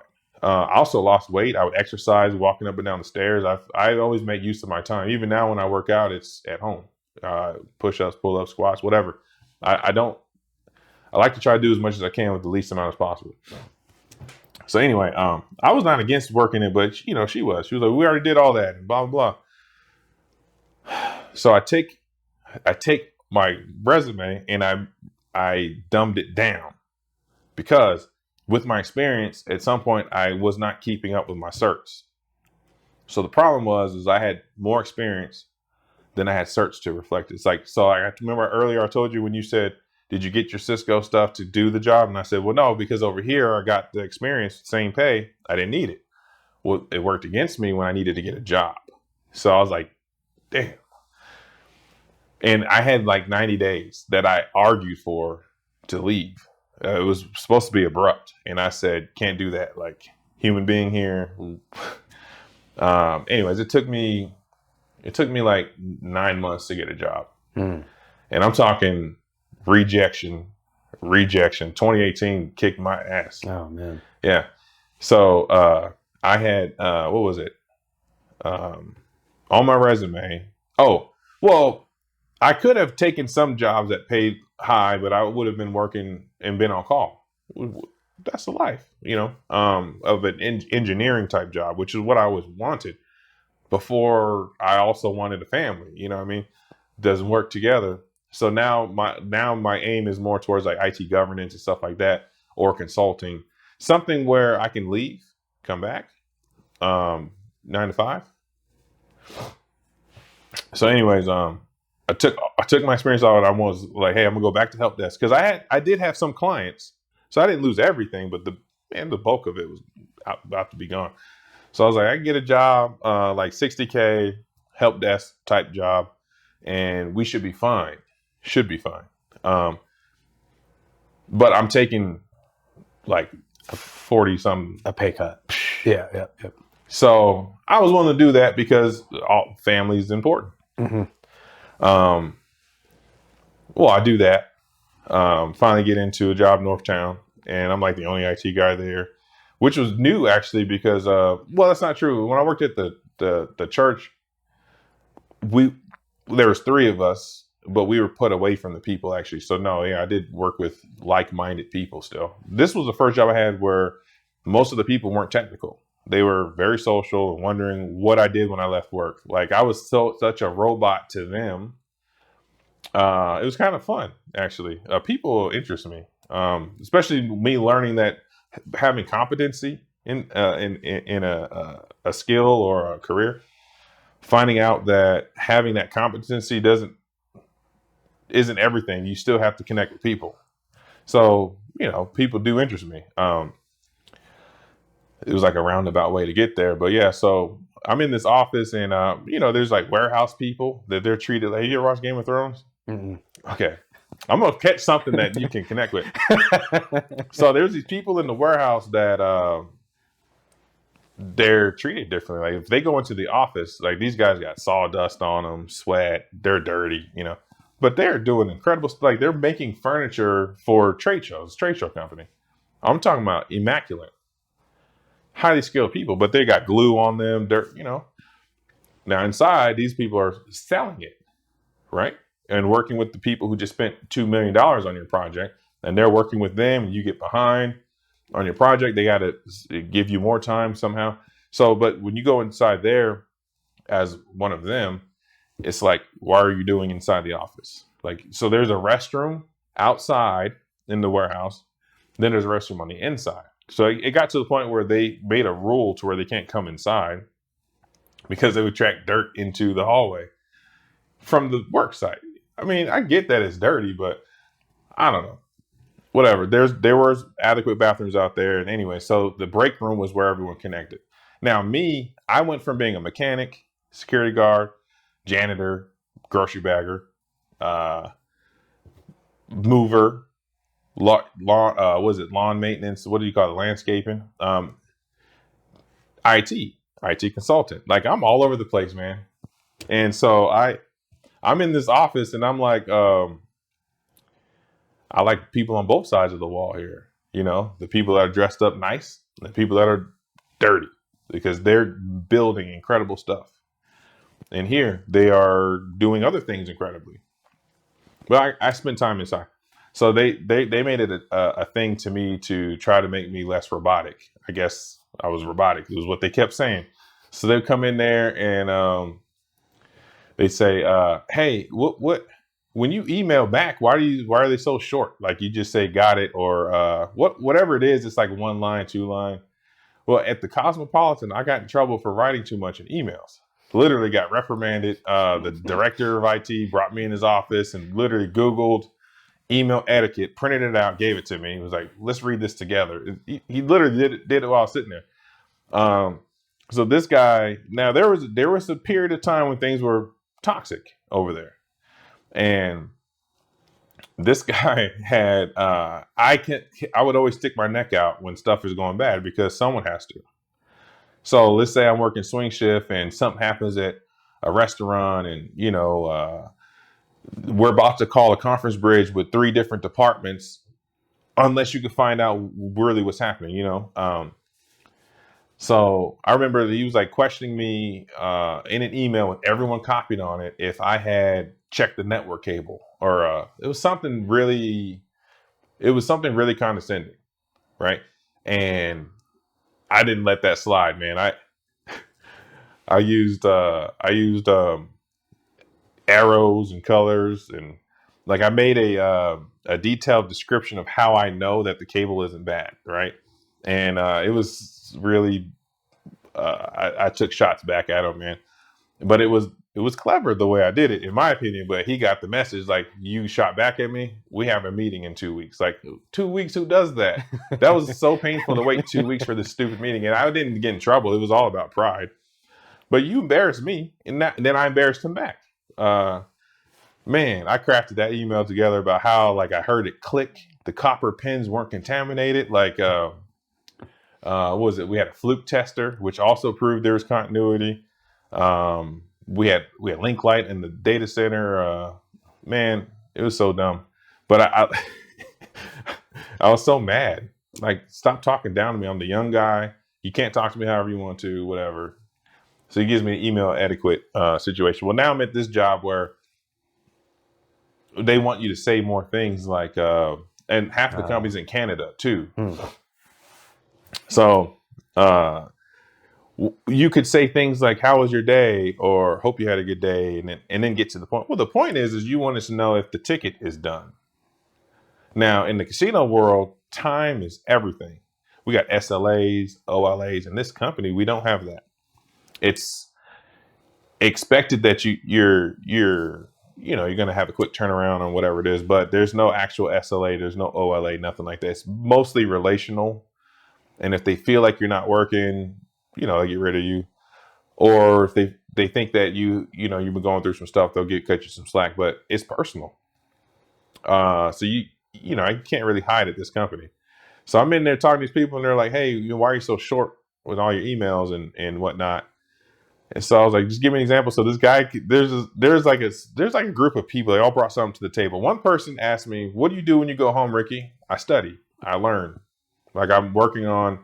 Well, I didn't tell them about my business. So I have just so you know, I have an infrastructure set up around town, point to point, Lone Mountain, North Las Vegas, Southwest Vegas, and about to be Henderson. So my whole thing was to compete with Cox internet. There's areas of town where there's no Cox. Then there's areas of town where CenturyLink is there. CenturyLink is not adequate, especially now with the pandemic. Now this was before the pandemic, but 0.5 like upload is not sufficient. You can't do a Skype call on that. So I have like over $15 something thousand worth of equipment set up, and it has the capacity to support maybe 500 subscribers right now. So let's say, I'm not going to do the math, but basically like I had spent time building this before 2018 happened. I was doing this while I was working at the megachurch. While I was working at the megachurch, man, I was building other stuff. So I did not foresee 2018. That cut so much stuff out of my progress. But anyways, right now, I just got another internet subscriber last week. I got one on a prison. I got one business park. I manage a couple business parks. I have diversified my means of income because losing a job is so crushing. And in my marriage, my spouse was not consistently working. She was on her own journey, but she had to acquire skills. She wants to be a marriage family therapist. In order to do that, there's a lot of school required.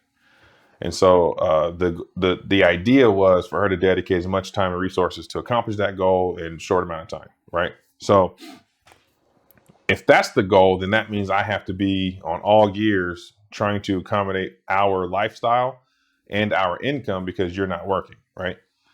So now in the midst of that, I end up doing all these different things because I won income, right? So yeah, man, I got all this stuff going on. So they didn't know this, but I had sold internet to this company that I'm working for.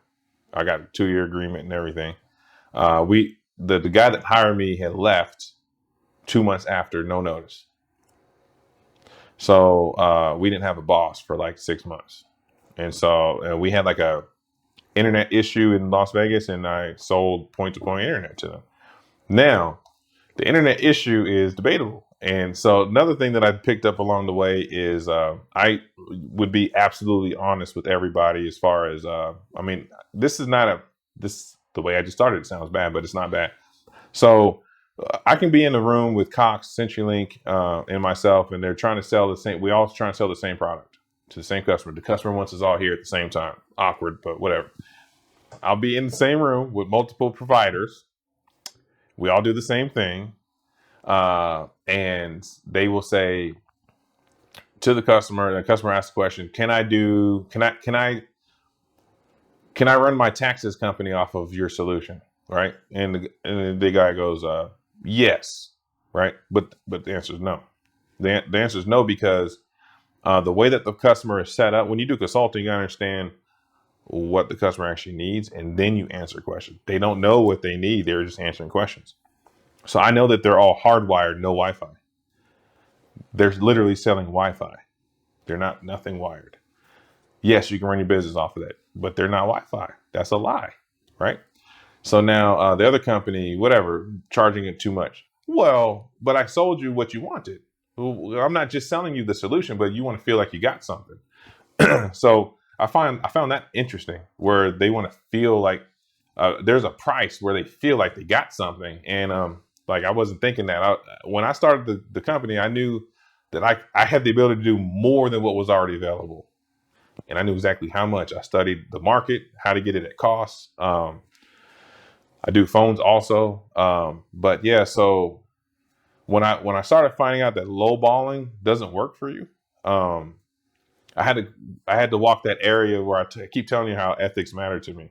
Well, I had to find a way to walk that line too aggressive or whatever. It was weird. This weird thing that's been going on the last couple of years on how to do sales. I'm not a salesman. But you gotta do it. You're the only one in business. So all right, so I started doing that. Well, when I got to this job that I'm working at now, they had 2 internet connections already, but they bonded them. Okay, so it's load balance, not active, passive, active, active. You know what that means? So it uses both at the same time. Yeah. It's not a failover type of. Yeah. So the problem with that is when it's active, if there's an internet outage is defined as packet loss, latency, jitter, or actual loss of bandwidth, right? So any one of these 4 happen, this is down. I don't care if circuit B is healthy. If circuit A is unhealthy, down. Well, I knew all we had to do is make it active. Passive, problem solved. I knew that, but there was no boss. Okay.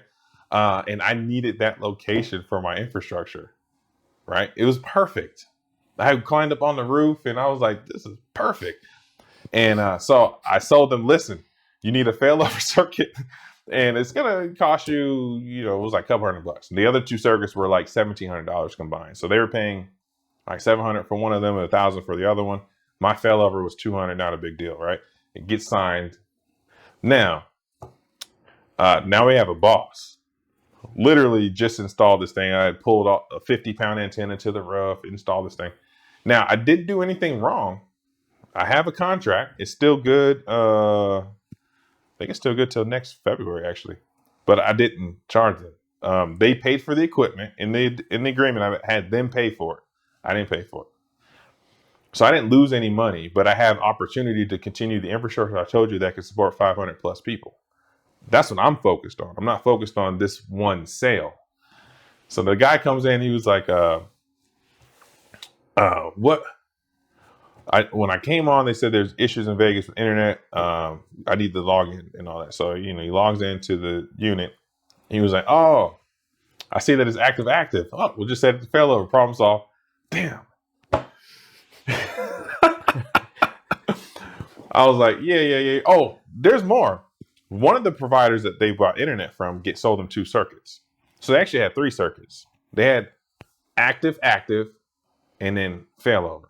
The problem was this was the same provider. So when the active went down, so did that. So they actually didn't. So what I did was I negotiated with that provider and got them surveillance cameras. No loss. They actually saved some money every month because they do have break-ins in the cars. And the staff in the warehouse was like, hey, can we get cameras to watch our cars? They keep getting broken into. Another car got stolen. It's in North Las Vegas. There's sometimes can be like people on substances walking through. So anyway, I got that done. So like basically I try to clean up the ethics part of it. And I said, hey, you have a 3rd circuit you don't need. Let me negotiate with the provider to give us cameras that we don't have to pay for. We did. I got that done. Then I was like, let me get my $200 a month circuit up there. Really, I just wanted a presence because now I have failover. I have it now on a prison, but at the time I didn't. It worked out for me anyways. But prison on a halfway house. Oh, okay. So I have a 18-mile run, a 10-mile run, and some of them are local. But a lot of that stuff I did for free. The same concept with my resume was like, hey, let me put this antenna on the side of your house for free. You get free internet. I'm trying to figure out this technology. I want to see what happens when the wind blows, stuff like that. I know this is $1 million house or whatever, but your internet sucks. We agree that your internet sucks. Okay, I'm gonna buy the equipment. I'm gonna install it. Be patient with me, right? And it worked out. Nice. To this day, that person is still not paying for internet. Actually, the first 2 people are still not paying for their internet. But they eventually started buying stuff for me when I needed like a mast erected and stuff like that. They paid for it, but as a result, I actually have more clients now. So when my partner provider, when they basically get a whole bunch of people angry in one area, then they bring me in there to try to smooth it over, and then now I get business off of them. So actually, it's like a weird system where I'm enabling them, I guess. I don't know how you want to put that, but whatever. It's not so much about the making. I guess for me in the beginning, it wasn't so much about the making the money. It was about building I guess like a system to infrastructure. Yeah, to keep paying back that I can just babysit, right? Now I'm in a position where I don't even want to be bound to it. So I have someone that I met in the recovery group actually. Same year, started the same thing I'm doing, and now he started with a team of people, and they're making more than 250. No, they're making more than last time I talked. It was over 50,000 a month. Very small operations, very successful. So he talked to me again and he said, hey man, remember when we first met and we both had these ideas and we were both passionate about whether it was Cisco or, another vendor, Ubiquity, or whatever the company is, we were passionate about that. And he goes, well, I am just about making money now. Like basically this is a business that runs, it operates, it works, and I can walk away from it. He was like, I just walked away from it for 2 months, came back, it's still running.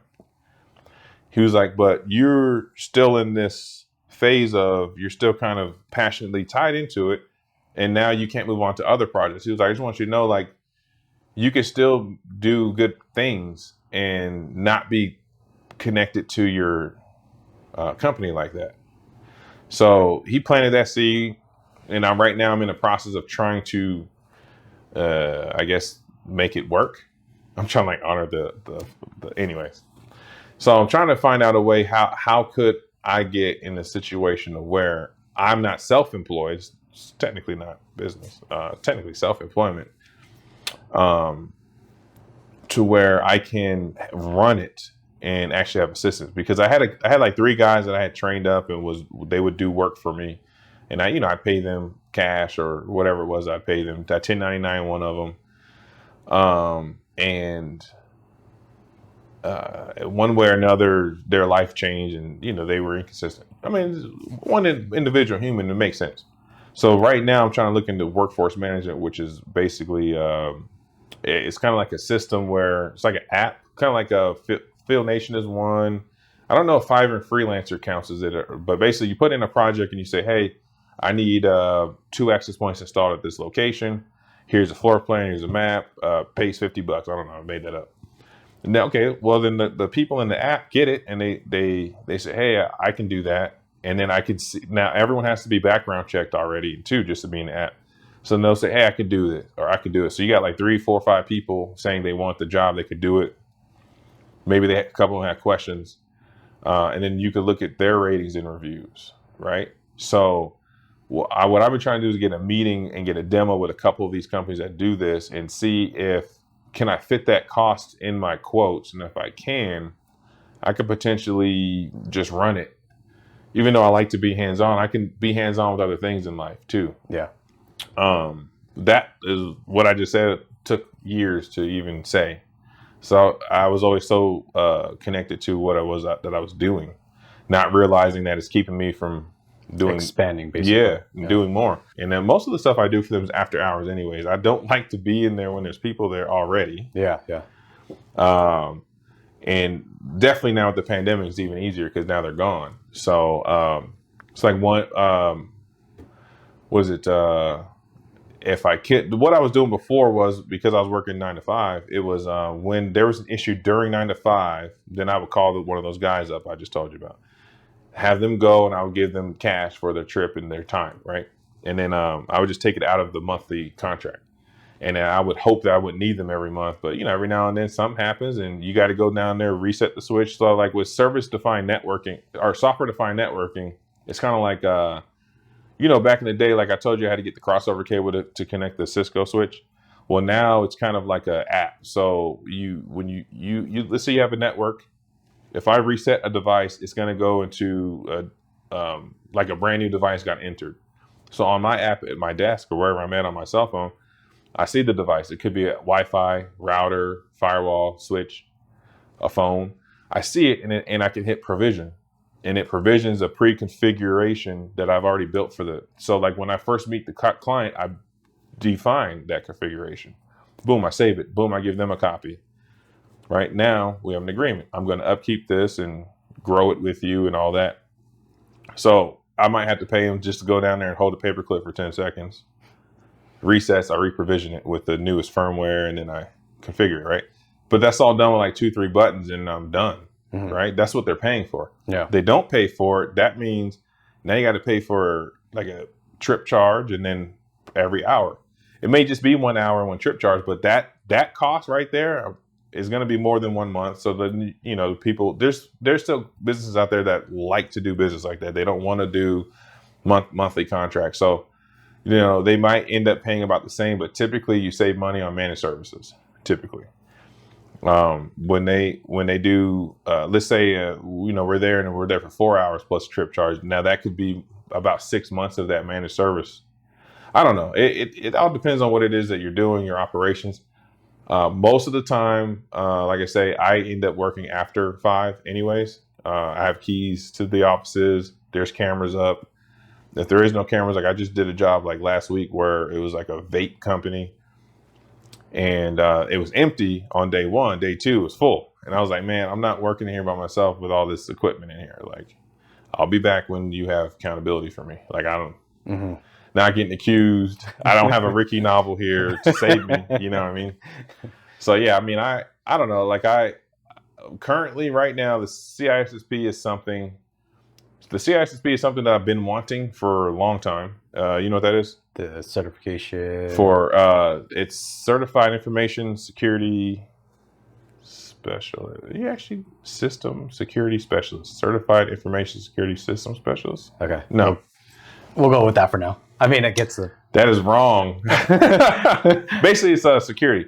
So right now, it's the gold standard because Europe just put out a law in 2018 for what's called GDPR. You ever heard of GDPR? Yeah.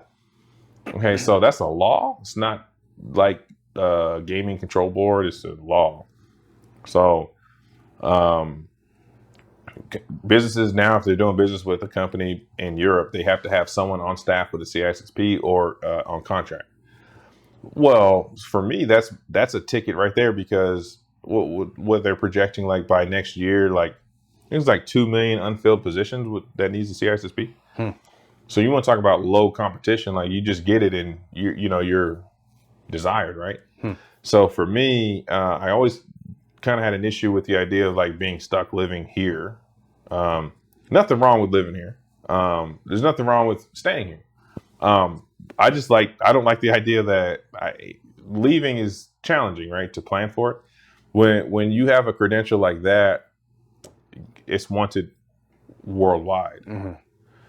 So right now the test is going to change. I believe it was May 1st. I think the May 1st they changed the test again, and last I checked, it was a 90% fail rate. 10% of people pass it on the first try, and it's a $700 test. And the prices are going to go up next year. I don't know what the prices are going to be, but maybe $800. I don't know. But the price is going to go up. They made it more adaptive, more challenging, whatever. So I'm trying to cram for that right now and get that. What's messed up is the last date to test in Vegas is April 14th. So I can't even go to like April 31st. You know what I mean? Mm-hmm. So right now I'm at like 70% competency of domain 1. I have 7 more domains to go. But I think I'm at like 55%. Like I did an initial assessment. I think I was at like 50, 60% all the way across just from working in IT. Mm-hmm.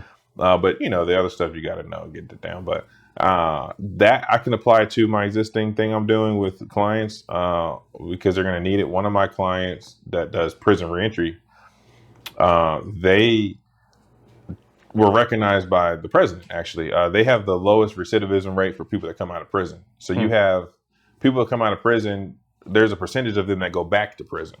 Yep. But people that go through this program, the percentage is way less than those that don't go through this program. The person who runs the program, he himself was a career bank robber. Like he was America's Most Wanted on the news and all that. He had one of the time experiences with like a judge that had given him a second chance, who had never done that before. And, in that experience, he did have an encounter with God. And I happened to meet him at that megachurch. So back in 2008 or 9, I think it was 2008, 2009. I can't remember which one it was. But man, he had just gotten out of prison, had all these tats and braids. And I had just gotten there myself to the church. We were there. I didn't get out of prison. I've never been to prison or arrested, but he's like, yeah, I have this vision to start this program and you want me to help. I was like, what's it with? He was like, working with felons. And I was like apprehensive about that. I was like, that sounds dangerous. Like, I said, listen, I can help you with whatever computer stuff that you need, right? Anyways, this thing is now like the best performing program in the United States. I don't know about the world, but I know in the United States. So, and this is my biggest client. So I started working for him for free a long time ago. Remember I told you I was building my resume. And man, they've been through a lot of different buildings, ups and downs, and almost had to close it down and all that. And I was there helping them every step of the way. Mentored for a couple of years too. Not so much involved now, but now they got locations. So I set up like computer labs in the prison. a Wi-Fi, laptop. Even just to get that approved was uphill. Like I had to go in and talk to the staff to try to convince them that I can manage every input output, the key loggers, because you're not giving a device to someone incarcerated is typically not, they don't want to do it. But for this case, it was someone who's 6 months from being released. They're already being monitored, and I had software on there that I use to not only track it, but also allow an individual in the room to see everyone's what they're doing. Are they talking? It'll flag if they're using prison slang. They can upload the language like, the slang changes all the time. So let's say they know a word that they're not supposed to be saying. They can input that in there and it'll flag it. So if it's typed, like they're talking code and stuff like that, it'll mark it and tell them that, hey, they had some inappropriate conversation or what have you. Anyways, I got it approved with them in 2000. I don't remember what year it was, 15, 14. I don't know. I had to go down there and talk to these people who were saying no, no, no.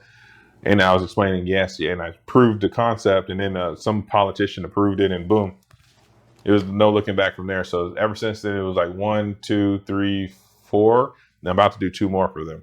Wow. But the president wants this program everywhere. So there's like a couple other states that he's definitely going to be moving to, and I'm hoping to be a part of that. But what I don't want is to be the one guy working. See the predicament. I have to find a way. I'm hoping workforce management is the method here to where I could deploy the same program that I'm doing now. Like I actually had a guy in Reno call me who is trying to implement the same system that I have here in 4 different locations. I got 4, 1, 2, 3, technically 4 prisons, but I'm gonna just say 3 prisons here. He was like, hey, can you tell me how you did it? Like what software you're using and all that. Like, tell me how you set it up, because I'm trying to do this program up in Reno, and I don't want to do this wrong because they're being all weird up there in Reno. Well, yeah, they're being weird because you're trying to give a computer to someone incarcerated. That's questionable. You want to limit it, sandbox it, make sure that they can't do anything they're not supposed to, connect to people they're not supposed to be talking to, exposing themselves or others. All that has to be shut down. So yes, there's a way to do that, but he's probably going to just end up flying me up there to do it for him so that it's not on him. But anyways, this may happen. Well, it will happen. But what I need is to find a way to manage the business, stop being the one doing it. Yes, that had to happen for a certain period of time, but now I have to figure that out. So that's what I'm working on right now, and also CISSP, because at some point that's going to be an asset to everything I'm already doing. So I have a couple clients that are deal with financial stuff, and they need like PCI and stuff like that. But I want to get into the actual IT governance and helping the businesses with which is inevitable. There's going to start being more and more businesses that are going to have to get GDPR compliant. And how do you do that? So I want to help with that. I know it seems kind of boring, but governance is important. So, well, where do you see your business? Like, what do you want your business to be in 3 to 5 years? To where I am not disinvolved. Whatever size that is, I don't have a particular goal for that per se. The first thing that I can't see around right now is how do I step back and puppet it? Yep. In the beginning of it, like getting to where I'm at now, require relationship building, but I can do relationship building at higher levels now. Like I say, this particular program, go out to DC and deploy a prison out there. I'm going to be meeting people too. So how are you acquiring new clients? Right now, it's just word of mouth, organically. Yeah. So like I say, I'm partnered with internet provider out here in Vegas, and they bring me on right along. So because they're doing managed services now too, sometimes either the client's too small for their entry level is like at this rate. And so I'll go out there with the client, because regardless if they're at this rate or not, sometimes I have to put in a lead, and then they'll come out like Google. Someone will call me on Google, like the warehouse company, and I ask them if they have internet. So I put in a lead. Then now, now the company calls me, and they say, "Hey, what's going on with this lead here?" Now I'll partner with the provider. We'll show up at the site. We're trying to figure out, because we know that we conflict on a lot of our services. They know I sell internet also. They know I sell phones also, but they do phones and internet. So we'll kind of, the priority, if it's a lead that I put in, I'm going to kind of get priority. But sometimes they have a client who needs a IT guy, like a local IT company, then they'll bring me in. If they brought the lead to me, they get first selection on pricing before I do, and I guess the agreement is I don't compete with their services, right? So sometimes with those, it may just be a service contract where I help install infrastructure for the client. They pay me one time, I walk away. Now they have my card to call me back, hopefully for other services that they were unsuccessful at selling. But while they're selling, I can't sell. Yep. Now, if I bring them in, they do the same thing. So I actually build a relationship with the guy that's assigned to me.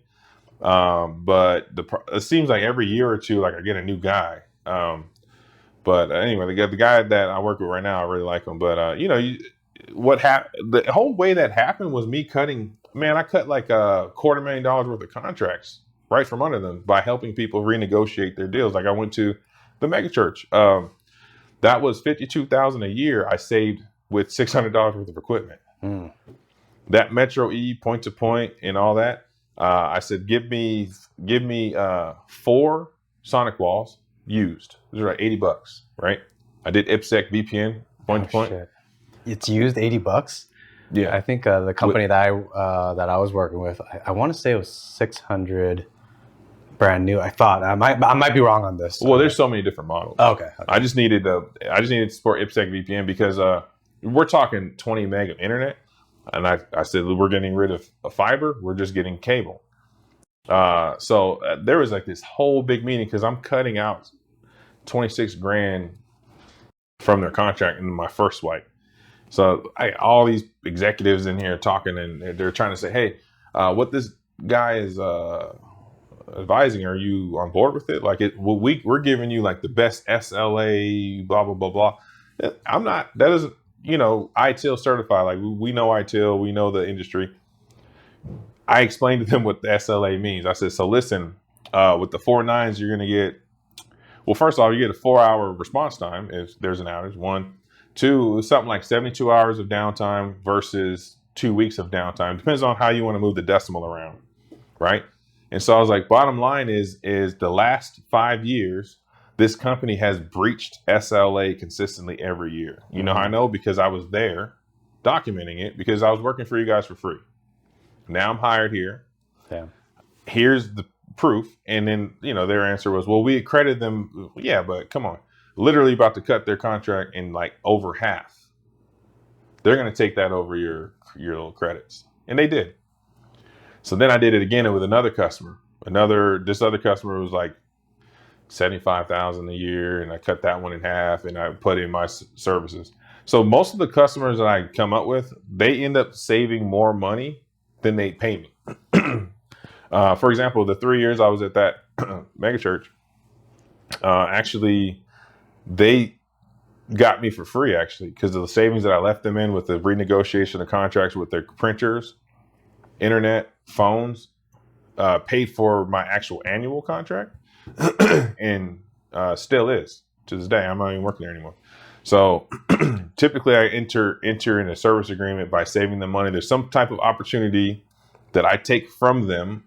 It's cheaper to let me manage it for you. It could be your phones. It could be like, for example, my phone's $30 to $35 a month, depending on what features you want, versus that $52 a month phone that you got that doesn't let you text message, instant message, video call, none of that.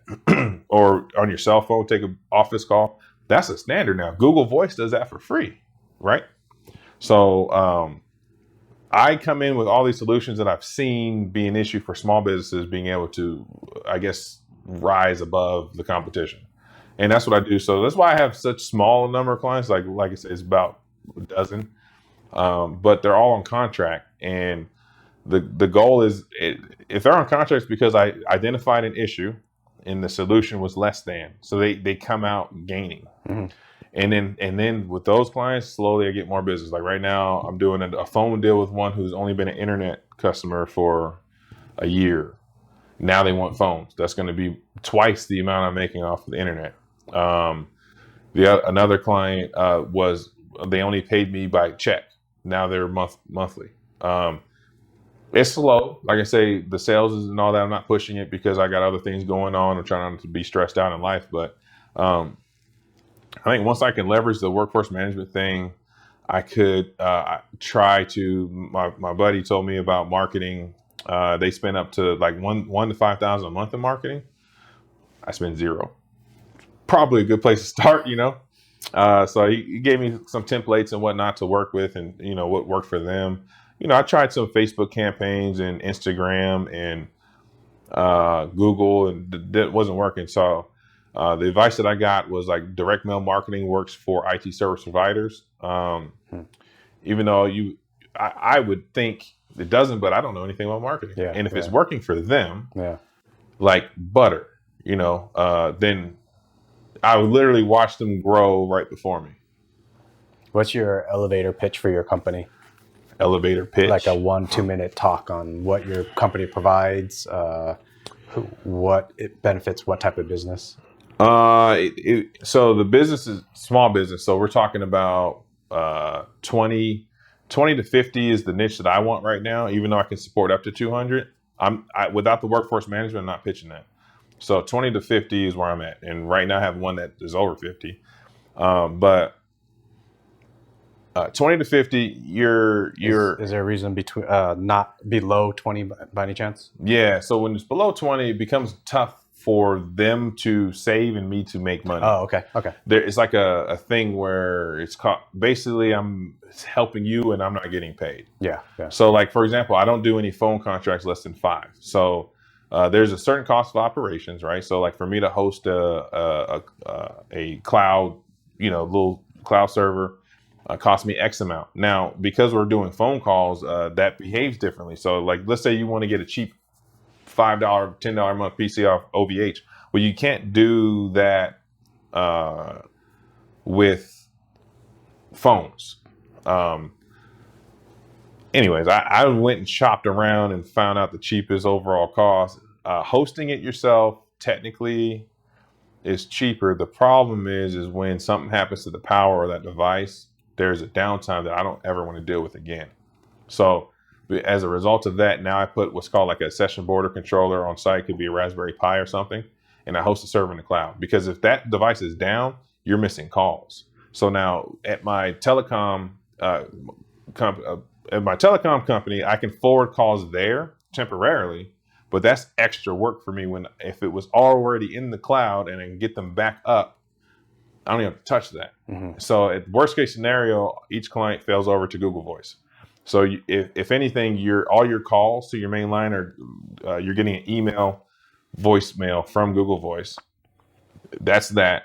Otherwise, the system's going to handle it for you. So we got faxing, text messaging, the whole nine. Most people, there's so many features, they don't even use them, right? Yeah. 2050. I would imagine over 50, they're going to be expecting the features, you know. But 2050 is manageable for me. I'm not throwing, like the guys that I was working with, I'm not throwing them into too big of a fire. The network isn't too big.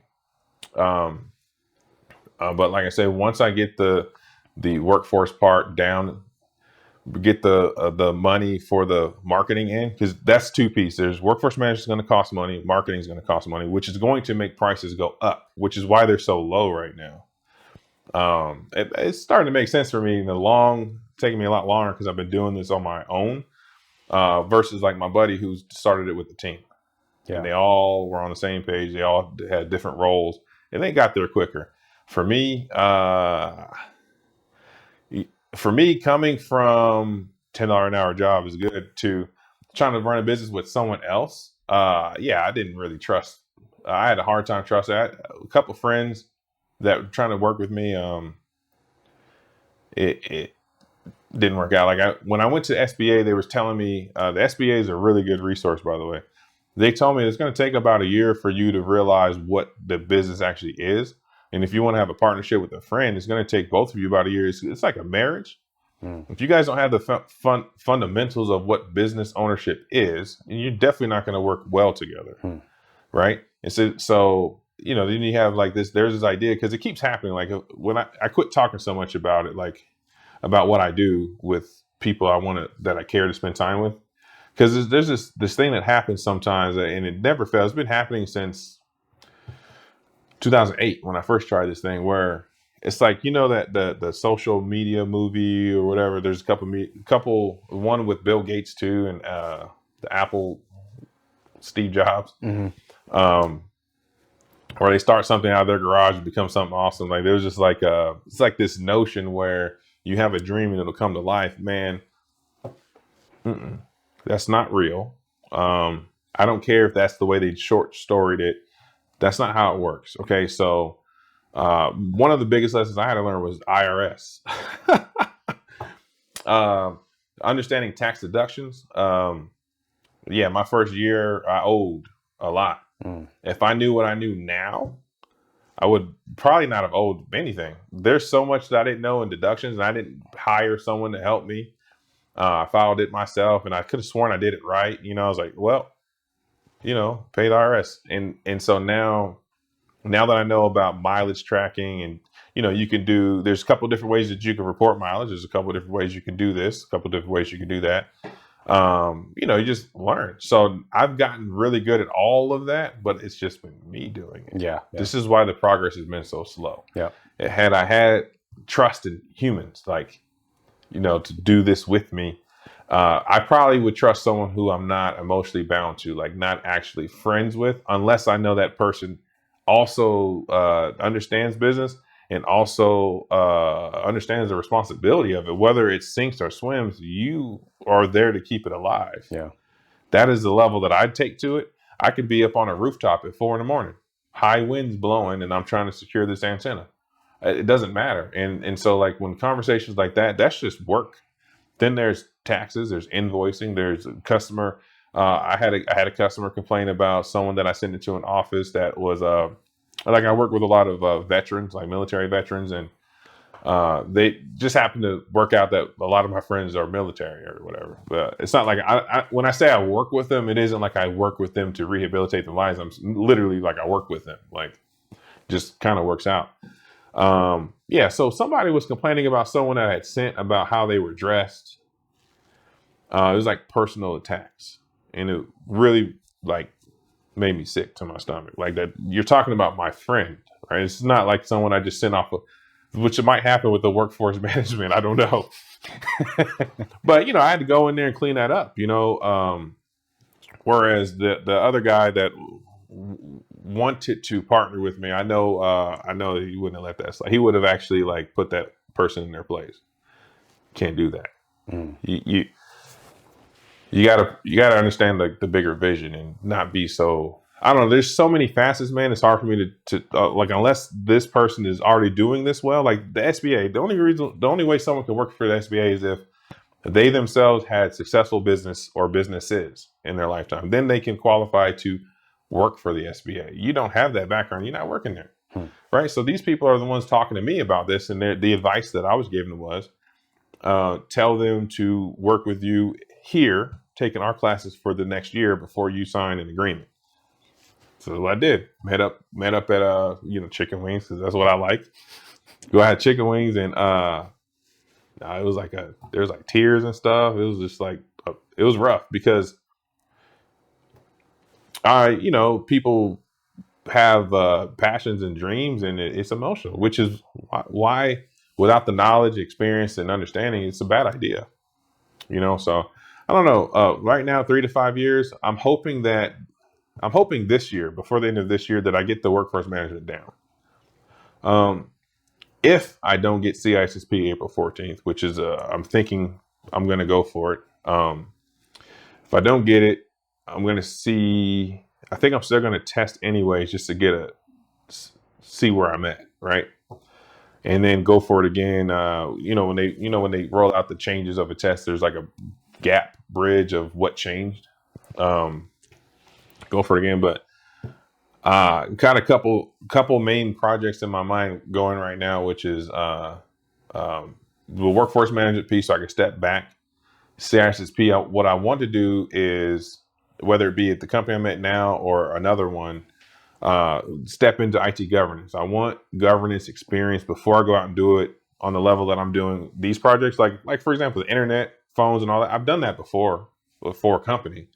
Then I learned how to do it as a service provider, which is different now. You know, I have to have all of that lined. I'm responsible for everything. To IT governance, I need to work under someone and learn. So is it fair to say any company between 20 to 50 employees that uses anything internet, they should probably contact you? Oh, yeah. I would say anybody, any entity 20 to 50, internet, you're going to be using internet. Yeah. I highly doubt that you're not. Maybe it's You're probably overspending on something. Yeah. Yeah. And everything's flat rate. So like anything that's managed service is going to be flat rate. I already know the industry costs, and it's these three: internet, phones, computers, which includes servers. That's it. I used to do alarms. I did access control. I was doing too much. And like I did a school's like electric door system, and basically, this is what happened. I witnessed a parent fighting over custody, and one parent was trying to kidnap a child. Right. So now, I didn't witness it. I witnessed the altercation the day before. Then the next day, one of the parents came back to take the kid. So I had seen the thing. Well, I had just installed a proof of concept because I was trying to sell them a whole system. I was like, listen, why don't you install a smart lock system where you can access control centrally, instead of having to remember the code for each door and changing them all? It's so old school, you know? So I got a lock, put it on that nursery door. And I was at another campus at the time. And sure enough, I get a text like, hey, can you change the lock? We need the lock. And I was like, well, I'm not there. And then I said, are you here to change the lock, the code? Because someone is trying to kidnap the child. They're like custody, going through some family stuff. So literally while they're on the phone, right? Got Bluetooth in, open up the app. That family's code, I changed it. Literally, so the guy pulls up. So I guess like one of the spouses had called in that this is about to happen. Stop him, right? I had changed it. The guy literally gets in there, code's not working. It was a perfect proof of concept. So from there, it was like $20-something thousand spent on running conduit to wire up a smart system around the whole thing. And I was so happy because it was like it went from a theory to it actually happened. You know what I mean? And yeah, but that whole project, basically what I was doing was, I guess what I'm trying to do now, actually. Basically, I hired a locksmith to do the installs because I didn't want to be liable for misinstalling a lock. I understand I installed that lock myself, but that was just proof of concept. Then I hired a low voltage company to do the low voltage wiring to code because mine was just temporary. So, I walked away with money, but all I did was basically project management and facilitate the project, right? So I can do that.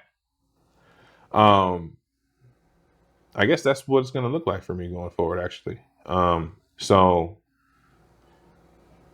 anyway, but since that wasn't what I was doing back then, I stopped. I was like, listen, there's too many people involved. Like I had to rewire one of the things. The company came out and fixed it, but you ever make a network cable? Mm-hmm. So, when you cut the sheath, if you cut too far, you'll see it nicked all the way through. Well, now they're brittle.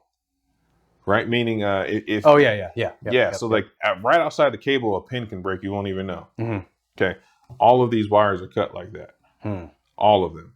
So I call the manager, or the owner, actually, the owner of the locksmith company. Hey, can you have the guy rewire the door keypad? And there's only so much of a service loop left. The guy comes out, does the same level of quality job. So I send the guy pictures of both before and after, and I just did it myself. Like I couldn't walk away from it, even though it was working. I know that it was done so bad. I rewired it all and then called it done. Technically, I'm liable for that work now because I touched it, right?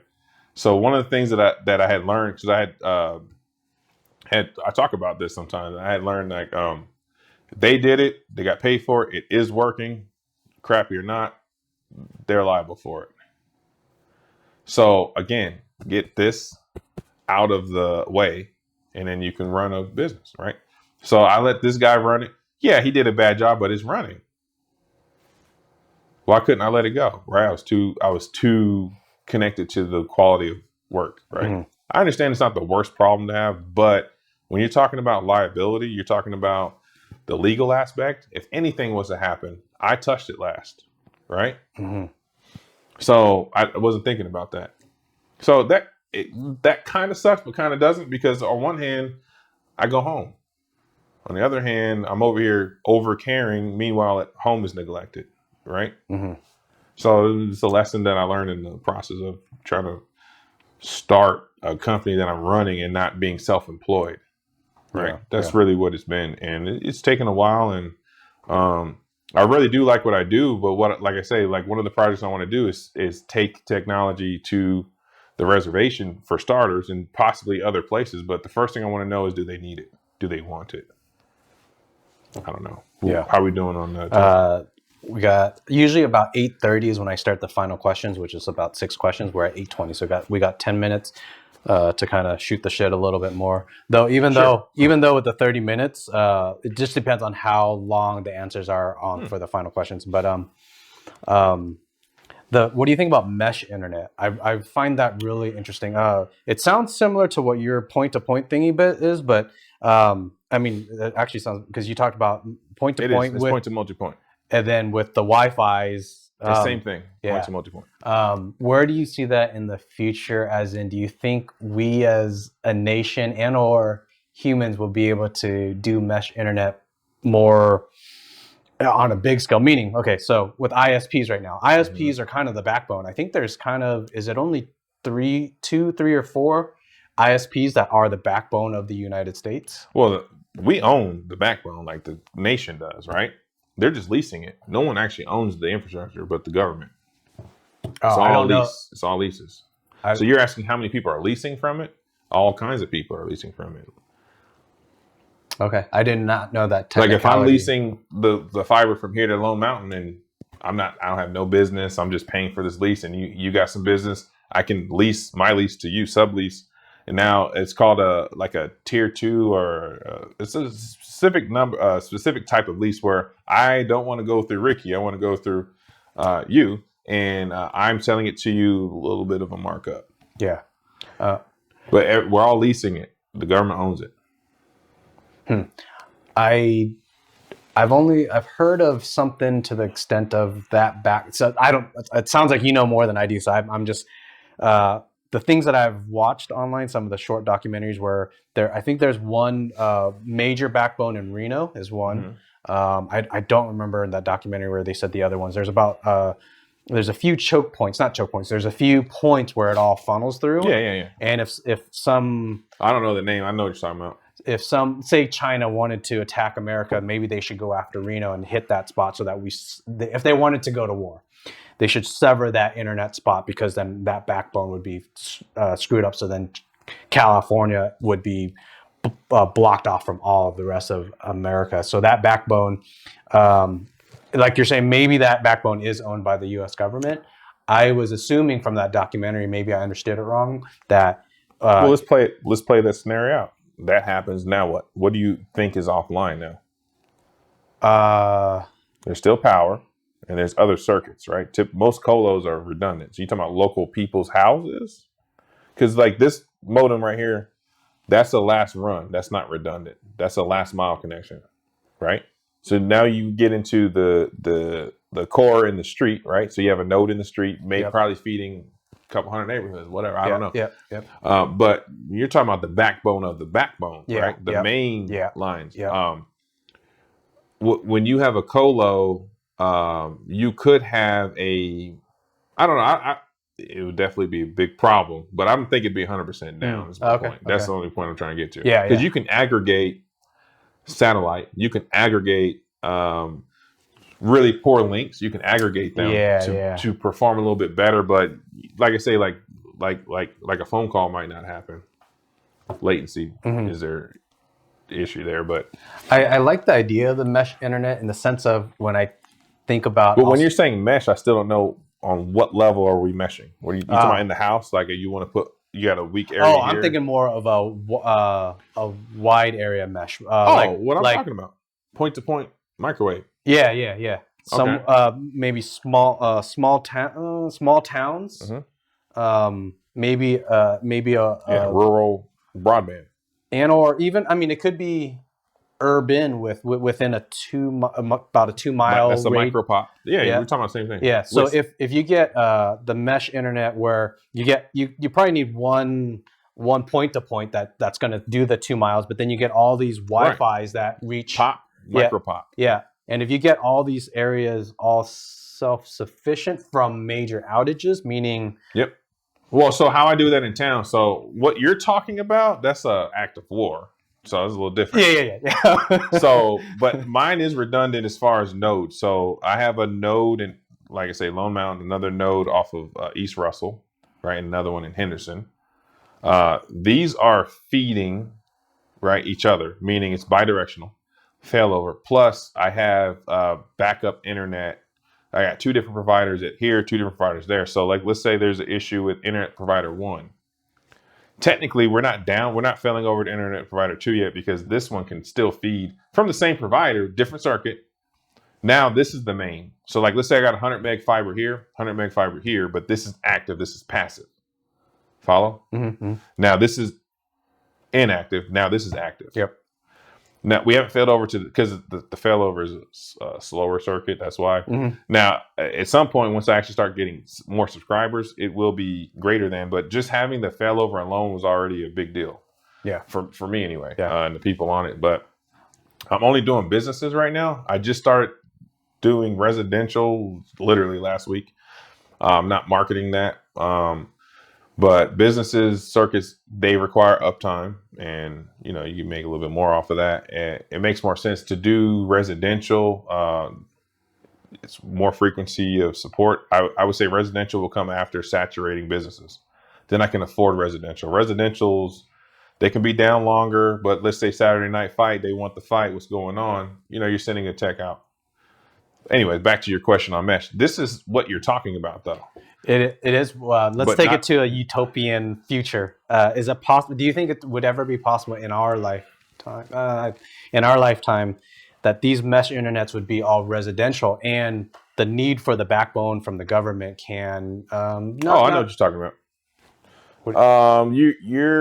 You're basically trying to anonymize internet. No. I would say not. At some point, how are you? You're basically trying to replace the infrastructure. I wouldn't say. I would not for the point of an anonymous. Oh, that would be the goal, wouldn't it? No, I think the goal actually is redundant. That might be your goal, but that's going to become an anonymous project. You know that. Yes, I agree. Like Bitcoin's goal wasn't Silk Road. But yet here we are. Bitcoin is a more off the grid. I mean, you're more involved in it than me, but from the outside looking in, I understand what the goal was, the currency, the universal currency, whatnot. But you can use Bitcoin to lose a paper trail. You could, but the statistical numbers, from my understanding, people that the analysts are breaking it down, criminals aren't using it that much. What I would in my I could see that. I could see a similar issue though with what you're talking about. Yeah. It's kind of like a point to point, like Napster was, mm-hmm. right? Sharing. So now mm-hmm. Companies lose their content rights. There's so many. How would you govern that? See, we go back to governance. Yeah, and that's kind of what ruins the fun out of everything. But could it happen? You say utopian. Let's take all the unfun stuff out of it. Could it happen? Absolutely. Well. Do you see are we moving in that direction as a? Well, so there's something that is supposed to have been promoted a few months ago called white space. Have you heard of white space? So white space is you remember the old school TV? You put the rabbit ears up. Yeah. Okay, so now we have digital channels for that. Okay, well that space is still not being used. Well, white space was, you understand how 2.4 gigahertz versus 5 gigahertz internet works, all the channels. So like there's 3 non-overlapping channels with 2.4 gigahertz, meaning there's 11 channels, 1 through 11, but they each take 40 hertz of signal space. Meaning, so to overlap, there's you're on channel 1, you have negative channel 1, negative channel 2. Then you have channel 2, channel 3, right?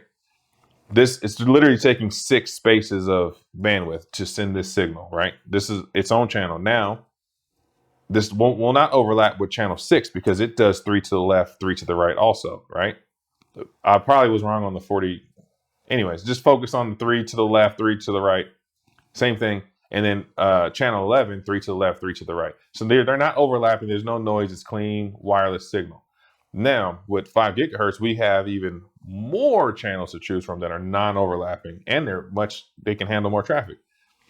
So back in the day with television, you ever notice sometimes, I don't know, it could be the Spice Channel or whatever, but you kind of get like a blurred of 2 channels happening. You're right in between there. That's white space. The reason why white space existed was so that the channels would not interfere. Like if you paid for HBO, the people who didn't pay aren't getting it, right? Also, you won't have 2 different shows playing at the same time. But sometimes it can happen. You got a bad signal or whatever you want to tune it in. Now you have the show you want. If it's not tuned in, you're bleeding over. White space was unused space with TV.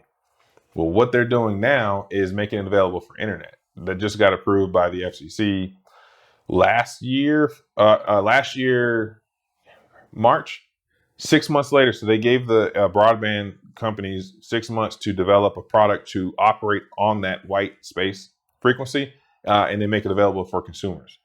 Once that's available for consumers, basically we'll be able to basically like plug in our own internet, activate it online. You're talking about like an antenna on the window. So now the cool thing is about white space is, would it be pretty slow? No. So the lobe or the wave of the signal is so big, you're going to get internet almost anywhere. So for me right now, 5 gigahertz, you're talking about a beam like somewhere on this size, 2.4 gigahertz bigger. The smaller the number of hertz, the bigger the signal is, meaning it can overcome obstructions. For example, a 25-mile shot at 5 gigahertz, the signal gets as wide as, I think it's like 15 meters, 10 meters, somewhere like that. So I literally can hit a building and still have a internet connection, even though 10 feet of this building is obstructing the signal. So long as you have 60% or more of line of sight of no obstructions, you have internet. Well, with the white space, oh man, that's huge. Now, as far as speed, so that's going to vary. So you're not wrong about the speed. I believe you get up to 100 megabits, which is more than anyone needs. No one needs gigabit. I had 300 kids all on Wi-Fi sharing a 100 meg circuit. You don't need it. The math the internet companies give you is wrong. It's not 5 times however many devices, 14 times. Come on, man. It's not. It's not all being used at the same time. There's a buffer happening. Anyways, I literally watch bandwidth usage. It doesn't do that. Okay, so with the white space, you have streams of internet. So like, let's say, for example, you can have a 2.4 gigahertz connection, which is old school Wi-Fi. Now we have 5 gigahertz, right? And 5 gigahertz is not 5G. You can sell Wi-Fi to people calling it 5G, and they think it's 5G cellular. Just be careful when people say 5G. So anyway, so you can have you can be using let's say 5 gigahertz. 5 gigahertz, I believe, goes up to 80 hertz of signal. So every 10 hertz is its own spatial stream, meaning you can have more speeds at the same time. But if you have obstructions, like you say, won't this be slow? Well, if you got a big building here and here and here, you have a little bit of a signal. You might not have 8 hertz of channels. You may only have 1. So you'll have like the lowest speed. So I don't know what that looks like, but whatever signal quality you get will affect your overall speed. But I would say you want nothing less than 2.1 by 2.1. And I say that because that's the minimum requirements for Skype and Zoom. I feel like that should be the standard now, because especially after the pandemic, but even before that was my standard. So if a company can't deliver 2.1 by 2.1, you're kind of old school now. Now, do you need gigabit? you don't need gigabit. I don't think we'll see a need for gigabit in our lifetime. And what about 4K video? What you're doing 6K? right here, No, that's not standard. Oh, 6K videos? No, this is for that type of for mining. I don't know how that works. It's super it's like, so that's local processing, not bandwidth. yes, local processing, Okay. but it's constant data and it needs to be fast. But it's really small. It's small data. Oh, okay. It's like, oh, interesting. So it's just latency based. on the newer proof of. So you got high performance video cards, but the latency on the internet needs to be low jitter, low latency, not high speed, just fast. There's certain technicalities, I believe, with proof of work, proof of stake. There's different algorithms. I think proof of stake needs less latency. Proof of work, I believe, is able to handle a little bit of latency, but it still helps to have low latency. It's not. I don't think it's not like gaming. Gaming where like somebody playing at 3 milliseconds is gonna usually beat somebody at 60 milliseconds. Yeah, exactly. Yeah. So. No, well, like say when I was thinking about 4K, so like this content that I'm making is I record in 4K and I upload and then I watch. I see stuff like going to 6K, 8K, people talking about 12K. I don't know if we're gonna get there. Even as but everything has to be able to handle that though. The TV's ability to display that, the cable to it, and the device that's actually playing the footage. So whether it be a set-top box or not, you're talking about a high level of performance that I hope I'm wrong. That'd be really cool to see. I just don't think it's gonna happen. At least not for everybody. You know what I mean? Maybe for you can afford it, like kind of like have an Apple Watch or something. I don't know. Like maybe like some people can get it, but I don't know. I mean, no, I see. I totally see your point. Bandwidth on the internet side is not okay. So let's say we do get there. Would you say 16K? 4K. I've seen 8K. Up to 12K, but okay. Let's say 12K becomes a standard in our lifetime. Do you think that could be standard in our lifetime? Probably. It's a lot. It's a lot, and I with the way how fast things are evolving, right. I think it could. But we would have to then find a way to multiplex how we're already multiplexing. It would just be literally a computational shift, and because like we already have infrastructure for fiber, we basically all have to be on fiber. Yeah. Copper is limited; it's just physics, right? But multiplexing, like we just did bonded VDSL with DSL. Now we get really respectable speeds with DSL, so long as you're not too far from the pop, obviously, but. Latency is even better than cable, from what I've seen. I don't. But we keep finding ways to aggregate stuff. I don't know if you ever heard of. You want to get into your question, but one more thing. I don't know if you ever heard of this company called Zero Tier.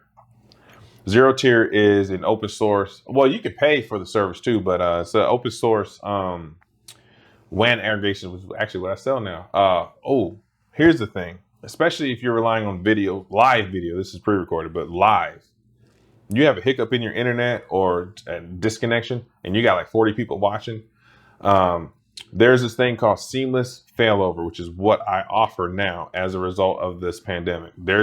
We had hit our citywide capacity on copper because a lot of homes are on copper. The infrastructure was at capacity. So when school started, we started getting outages all over the place, right? So now working in this field, I knew exactly what was happening. And, they were still selling it to people and you just deal with the outage from time to time. But now here's the thing. Some areas of town, you don't have fiber. Okay. So now I'm talking to a customer who literally their whole job is hosting live Zoom calls. Okay. And they keep getting outages lasting up to 90 seconds. They literally cannot. They're losing money. Yeah. It's not okay. Okay. So first thing I did before finding out SD gateway, because SD WAN is one thing, SD gateway is another thing. I literally did AWS. I spun up a virtual router and aggregated 3 BGP connections. And basically it was 2 cable bonded to get more speed because the upload, they needed at least 40 meg upload. And literally the most you can get on one of those is 30 in their area. So I bonded 2 of them So now when you aggregate them, it is now 60 upload, right? And then the failover was LTE, which was at 15 to 20. And luckily they had a really good signal where they were. So worst case scenario, if there's an outage here, you didn't lose everything. Now, sometimes the outage is just a hiccup. It's just a few packets dropped. You'll notice it. So what this does is the SD gateway, literally you're aggregating links over here. And you don't have to have aggregation. You can just have active passive. But the way it works is both of these are talking to the colo, my colos in Los Angeles. Now, all this is doing is checking for the termination for the TCP sessions are happening in California, not here. Before you purchase the service, all your TCP sessions are happening in your office. Meaning when you're uploading to YouTube Live or Facebook Live or Zoom call, that IP address you got from Internet Provider 1 is what is binding that phone call. If there's an impact to that phone call is down. And I counted with Zoom, it's 20 seconds minimum if it comes right back. With there's another platform, I can't remember the name of the platform. Discord? No, it's not Discord. Ooh, that's a problem for my kid right now. But no, it was Vimeo. Vimeo has a live streaming platform. Theirs is 40 seconds no matter what. Both are unacceptable for this particular client I had. So anyways, so now you have Internet Company 1, Internet Company 2, two different IP addresses sharing a virtual IP at the colo that's redundant in California. Now we're on Google Fiber in California. That's the service. Okay, so now if they're both running active, because this was LTE, it was not active. It was literally, this is the signal, but this IP address is shared by both. If there's a packet loss here, we're going to borrow data from LTE because LTE is expensive. You don't want to use LTE unless you absolutely need it. So you can configure this thing to only take bandwidth when needed, outage or packet loss, or to overcompensate for jitter and latency. So without that, when I did it with Amazon AWS, I did the same thing without the service. It was using too much of the LTE. So now they had two big fat internet bills. So, but when I found this, I was like, man, I was asking the question. I was like, because they only work with service providers like myself. So you can't buy direct, but if you want to buy direct, zero tier is free. So if you want this technology that I'm describing, I will charge you to manage it for you because I have to pay for the support, the infrastructure, and watching it. But you can have it for free. It's called zero tier. So if you wanted to get a second circuit here, if you ever wanted to go live and you wanted to get like CenturyLink or I don't know, whoever you want, LTE, zero tier, you get you a router, could be like $100, or you can buy one directly from them, install their software on it, and literally it's plug and play. Matter of fact, you don't even need it. You don't even need a second internet provider. You can do VPN, you can do SD-WAN with it, you can create your own internet IP scope in the cloud for free. So if you want a free option of what I know that myself and other providers are charging for, zero tier is an open source solution for SD-WAN, SD gateway. It's pretty cool. Pretty awesome. So you have questions? Let's get to the final questions.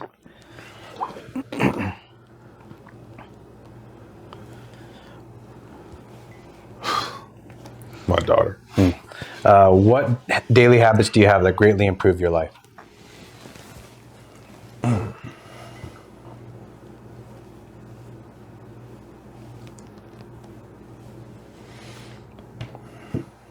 I would say like walking my dog, because now I have to be out moving, and then while I'm out there, I do push-ups and work out or whatever. But if I wasn't doing that, I would work out less because I have to take him outside. I live in an apartment, so he had a backyard, whatever. But I mean, before, like, if you would ask me that maybe 5 years ago, I would have told you writing down all of my to-do lists on a legal pad, and then the next day transferring incomplete tasks, like task management, you know. But the truth is like I have an app that does all that. I'm not writing it down anymore. And then they will call or text me if they need anything from me. But yeah, I mean, I would say the biggest thing for me was like, I guess one of the good things of what happened in 2018, getting out of a house into a small apartment with a big German Shepherd dog. is now I have to take him out every day, multiple times a day. I am more active now than when I had the house.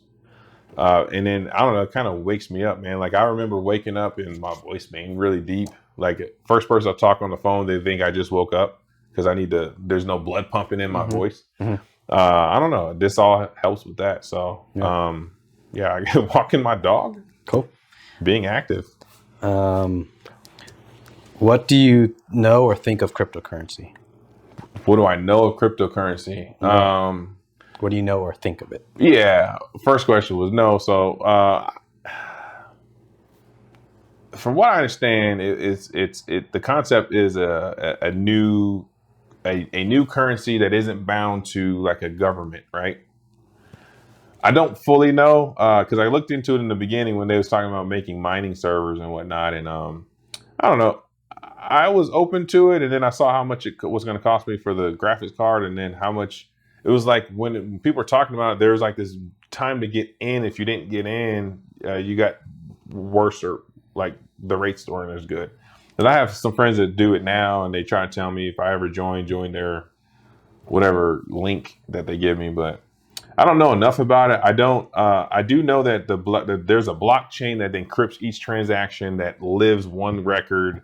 Supposedly, that I find that questionable. Like for example, I would want to know how it would overcome corruption. I'm sure there's something for that, but I think man-made, it's fallible. I don't know. I'm apprehensive about it, but I keep seeing it growing. More people are talking about it. I see it pop up on options to pay now. I do know that in the beginning, I don't know if they still do it now, but businesses would do trade, like I don't know if it's bartering, but instead of paying a business, you know how people do trade work between businesses, like I'll do $500 worth of IT services for your $500 of washing my car. And it's like trade. Businesses do that in the marketplace now, where people were using Bitcoin to pay for services. So to try to put stakes in it, or I don't know how to explain it, to try to put some value into it.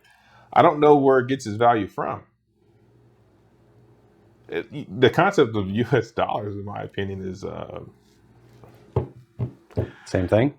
Yeah, I mean, like we say it's gold in Fort Knox or wherever the gold is, but you know, really what it is our nuclear weapons. Yeah, no, I think there's a lot of truth. I would just nuke you. You know what I mean? Yeah, because we are in debt as far as I know, but Huge, I don't know the full truth of it. But I just know that at some point it's like, you don't, like when I walked into that business for my money, it's like, what are you going to do to us? So we got guns and bombs too, you know? Yeah. Unfortunately, war is the value of it. This right here is like a clever way to, I suppose it could be peaceful. Like I said, I don't know. I don't really, hasn't fully landed on me. I haven't really spent that much time in it. I'll tell you my thoughts on it at the end, just in case we run out of time. Sure. I'm huge into cryptocurrency in a moral. Yeah, I was gonna say it could be more peaceful. I would say it's a fantastic, amazing, beautiful tool, and it's like a hammer and a nail. If I got a nail over there and I got a hammer in the garage, but I'm too stupid to not use the hammer. I'm a human being, and I want to try to use a fork to hammer it down. That hammer's there, and if I'm too stupid to use it, that's just maybe most humans are going to be too stupid. It just seems like it takes the power from the government, puts it in the people. It's kind of what it seems like to me. If you can understand it and use it, I don't understand it yet. I would say it provides, the powerful tool is it provides a decentralized consensus of potential truth. So if you have a bunch of servers around the world that is virtually unhackable, there has never been, in the inception of Bitcoin till now, there has never been a single hack on Bitcoin itself. Okay. The algorithm. There's been hacks on exchanges, that exchanges like banks that are ACH. This exchange that says they'll take Bitcoin, they'll take your cash, they'll buy Bitcoin for you. They held a wallet and they didn't secure the private key to that wallet on their server. So if you hack their server, then you're going to get it. Oh, okay. But as for hacking the algorithm of Bitcoin itself is, or any cryptocurrency, what's the encryption on it? It's RSA. I think they're only using 256-bit encryption. But if I don't know if quantum computers will come. That's a different topic. I think you just up the encryption to 512 1024, and right? Yeah. you just keep on going up. They'll slow down the transaction. But if quantum computers are faster, that's what you're saying? Okay. So if a quantum computer could hack 256 RSA, then I'm thinking you just up it up. You just up it up to maybe 5 meg RSA, and then it'll just be the same speed as what we have now, if that makes sense. Yep. So I could go in way more depth on it. I'll ask you the next 3 questions, and then I'll jump back into cryptocurrency if you want. What's the biggest problem nationally or globally? What should humans do to fix it? The biggest problem nationally or globally, and what can humans do to fix it? That's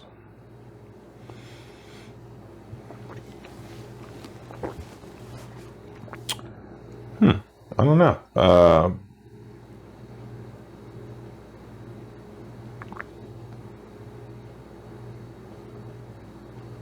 don't know. I constantly ponder how are we even managing this many people?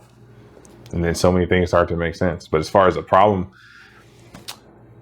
okay, I'm going to attempt something that I'm thinking of right now in this moment. So America, the pandemic was happening and all that. And I'm trying to understand, like, I think we have 354 million people or 254 million people? 300 and...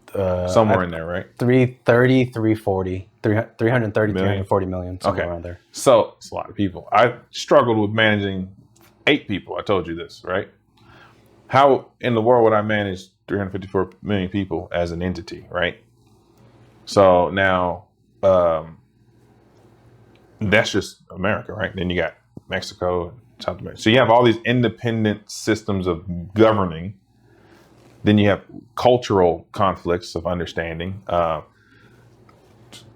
We aren't information sharing or advancing as much as I think that we could because of political and governing period. And it's important to govern. It's like I'm against it and for it, unfortunately. It's like I like to drive fast, but I wear my seatbelt. Doesn't mean the seatbelt is going to help me. But yeah, man, I would say the biggest problem would be that, like, we're missing out on so much from each other. Yeah, I mean, I think government gets in the way of that. War, greed, power, comfort. Really, it's just comfort because we put value in things. We just, power. I don't know, man. It's kind of a boring answer, but no, I would say that's an issue is trying to be in power and instead of actually uniting and growing. I just don't know that that's going to happen, man. People were too limited on that level. We weren't scalable like that. Mm-hmm. Could we do it in small gaps like this, making time, setting aside, like I say, when I spend time with those guys, but what can humans do to fix it? Maybe they can talk. We independently can go out more. And I don't know how to make that happen globally. I think it'd be weird to be on a Skype call with a stranger versus meeting someone in person and talking to them. So how could people mesh? Perhaps we could do, instead of like social media doesn't actually accomplish this. It could be like, we all do tourists. Like I was just talking to someone going to Guam. I got invited to go to Guam with a friend. And I was like, there's tourist places there, right? Like there's tourist places everywhere. Of course there is, but I've never left the United States. So I don't know. Well, I would say perhaps whatever the tourism maps are, this probably already exists, integrate some form of universal social enmeshment system. I don't know. You have to make it a thing though. With a hashtag, no, I'm joking. But I would say that would be the best way to bridge it to where people, and I think young people it's already part of their little culture identity situation that they're working on. I know it seems weird to older generations, but it's important to stay connected. It's important to remember the past, where we're going, and to learn and grow. So Yeah, I don't know. It's going to be little movements like that. There's no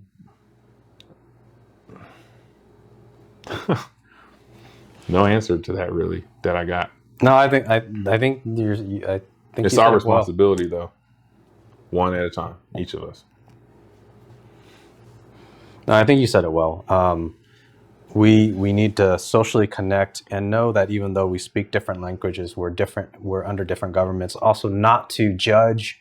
Say. What are you gonna say? No, just say someone in Vietnam that I don't agree with the way their tradition does something. Okay. I shouldn't judge that without understanding them. I thought you were going to give a specific example, man. Like, because this conversation keeps coming up with different people hang out with, like what we eat and how it's normal. And would you eat this? This is our pet. This is, and that's just a cultural thing. Like, just talking about eating different animals or what have you, or should we eat animals at all? Do plants have spirits in them?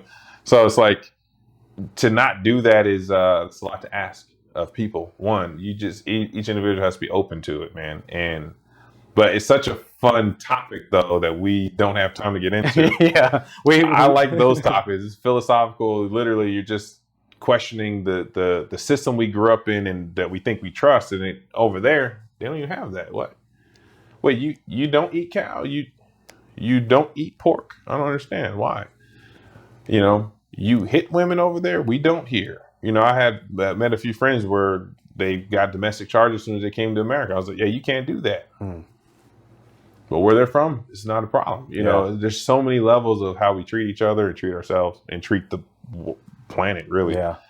Yeah, man. But I have. I think is it this week or next week? I want to say it's 1 or 2 weeks out. I got a conversation with a professor of psychology. Mm-hmm. I should. I'll say that's why I asked you about MBTI and Enneagram. It kind of helps move past the gender, race, class stuff, like the whole cultural whatever. Because at the end of the day, we're human with certain cognitive functions when we're interacting with the world around us a certain way. Just the whole idea of reality is a perception. Like, I don't know if you ever read Carl Jung. Do you get into psychology at all? No, not really. I like it, but I'm gonna just say one thing, and then we can move on. So the whole idea of psychology, we're still at less than 5% knowledge, which means it's more than 95% phenomenon. We don't know us, and the idea of trying to know us from us is a what's that word? Paradox. So, but anyways, the first thing my man Carl Jung said was we need to do a scientific study. We have to have a control and a variable. We are the variables. How do we control reality and then do scientific study on it? If I'm telling you this is red.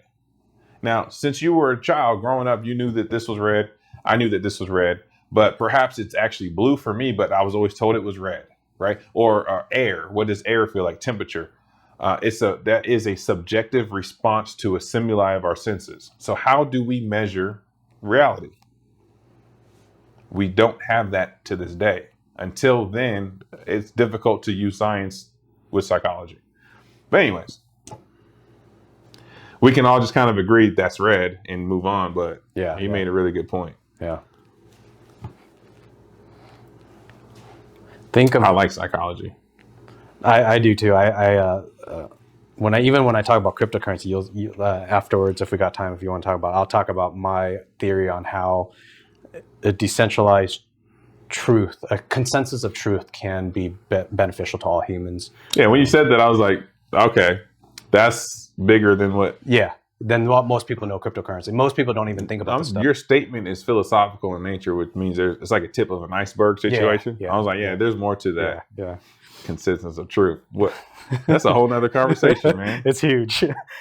Think of at least 2 people that you know personally that should do this conversation. Call them out. Call them out? Yeah, you could just say their first name. And maybe you could, Mike? Maybe you could say what they do. Oh, he does IT too. He worked at the Cosmo. He lives in Vegas. What? Or California, what? Last name starts with an H? No. There's a lot of Mike. You talking about Hollinger? No. That out. Actually, there's another H? Yeah. Mike is such a common name. I always tell him that, man. I was like, that's why I call you by your last name. Okay, that's so the other guy, I'd say Q. Q. My friend Q. His name is actually Matthew, but he goes by Q. Mm-hmm. So he works in IT. Q is he does AV. He's sound engineer. He just got into IT, and he's also ex military. Oh, awesome. Okay. Yeah, and he's younger than me. How old are you? I'm 38. Oh, I thought I was older than you. I'm 34. You aging well, man. Thank you.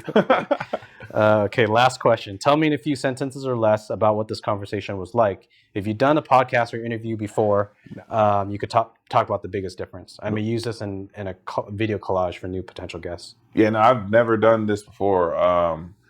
I remember talking to you though, like little moments here and there, and it was always like not enough time, you know. Mm-hmm. So I was like, and I know I can talk.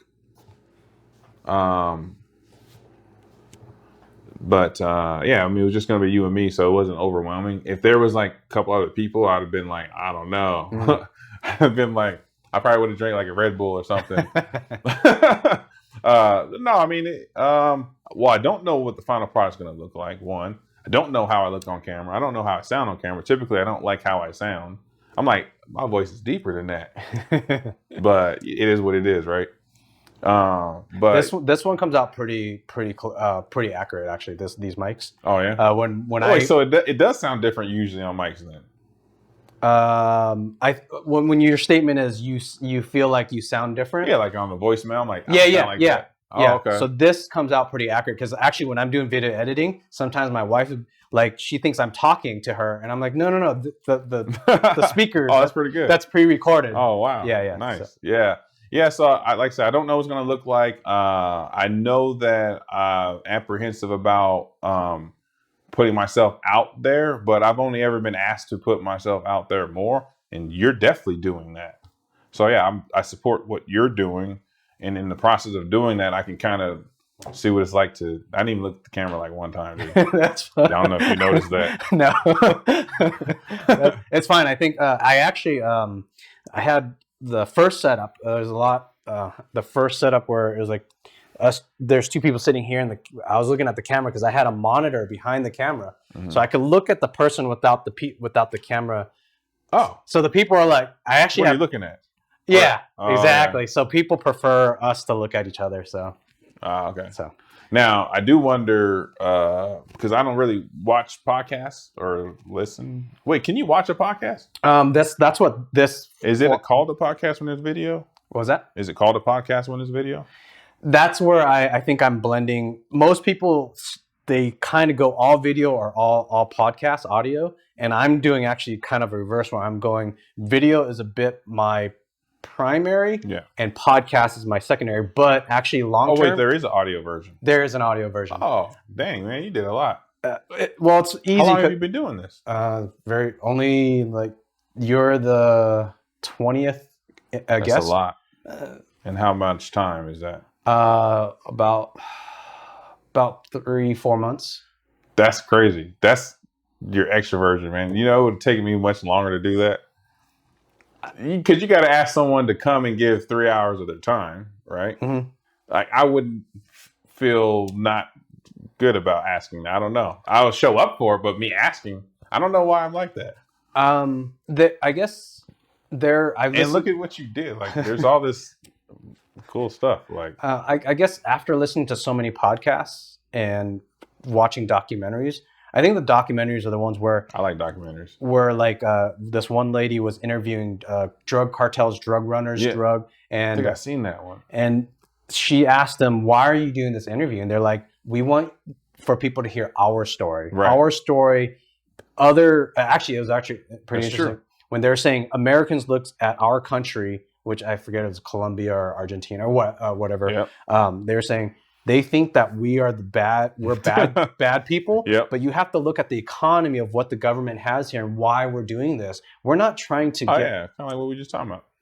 Yeah, so that was when I heard that, like actually last night I did a talk with a doctor of infectious diseases here in Vegas, and he treats people with COVID, and he was like, "So you got COVID in here?" No. I'm joking. It was web. Oh, perfect. Yeah, web call. So he's like, yeah, I really wanted to do this podcast for a little while. I want to get he wants to get his story out. Yeah. Not that he had, I would say his story as a doctor, like most of us aren't doctors, so we don't know, but it's great to hear his story. Yeah. So I feel like him as a doctor, he's dealing with diseases. I'm saying he's just dealing with diseases, but I guess the way, I don't know, to say that he wants to get his story out, we could be viewed in different perspective of is he trying to share something selfishly, or is he trying to share something to help others? Whatever. That's a philosophical statement right there. Yeah. I think, my personal opinion, I think I've been very blessed with the guests that I've had.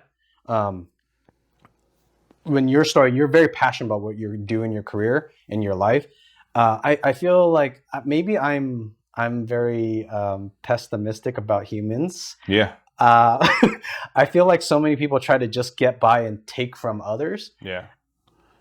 I've been very That's what blessed. I've learned from dealing with people. I've been burned many times, and I refuse to just let it happen. So I feel very blessed with the guests that I've had, where the things that they do with their career, the things that they've learned, the information that they're sharing. I'm like, this is awesome. This is an awesome platform. I hope this platform goes well selfishly, but I hope it goes well to share stories from others. Yeah. I do that too a little bit. Kind of what you're saying. When you're trying to help somebody, from what place? You know what I mean? This is why I don't like public, what is it called when they thank you publicly, praise? I don't like to be praised publicly. I get very uncomfortable, one. Two, I don't know if you're praising me to look good.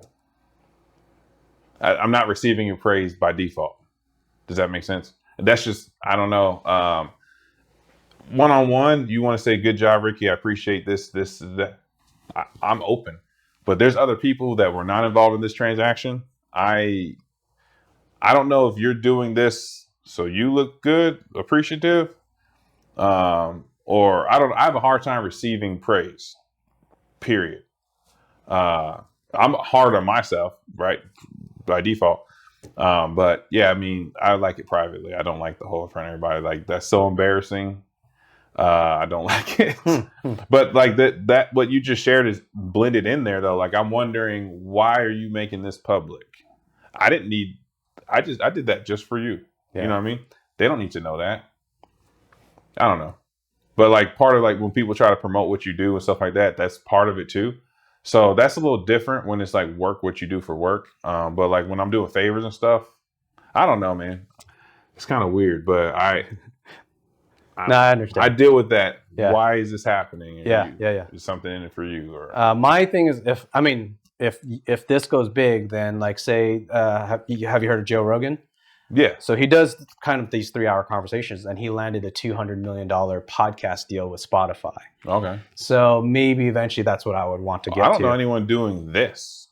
You're actually talking with people, like real people. I feel like that's what Joe Rogan does. So Joe Rogan's dealing with real people, but Joe Rogan is a celebrity. So like, he's dealing with, so what he's doing is making celebrities real. I don't know if that sounds right.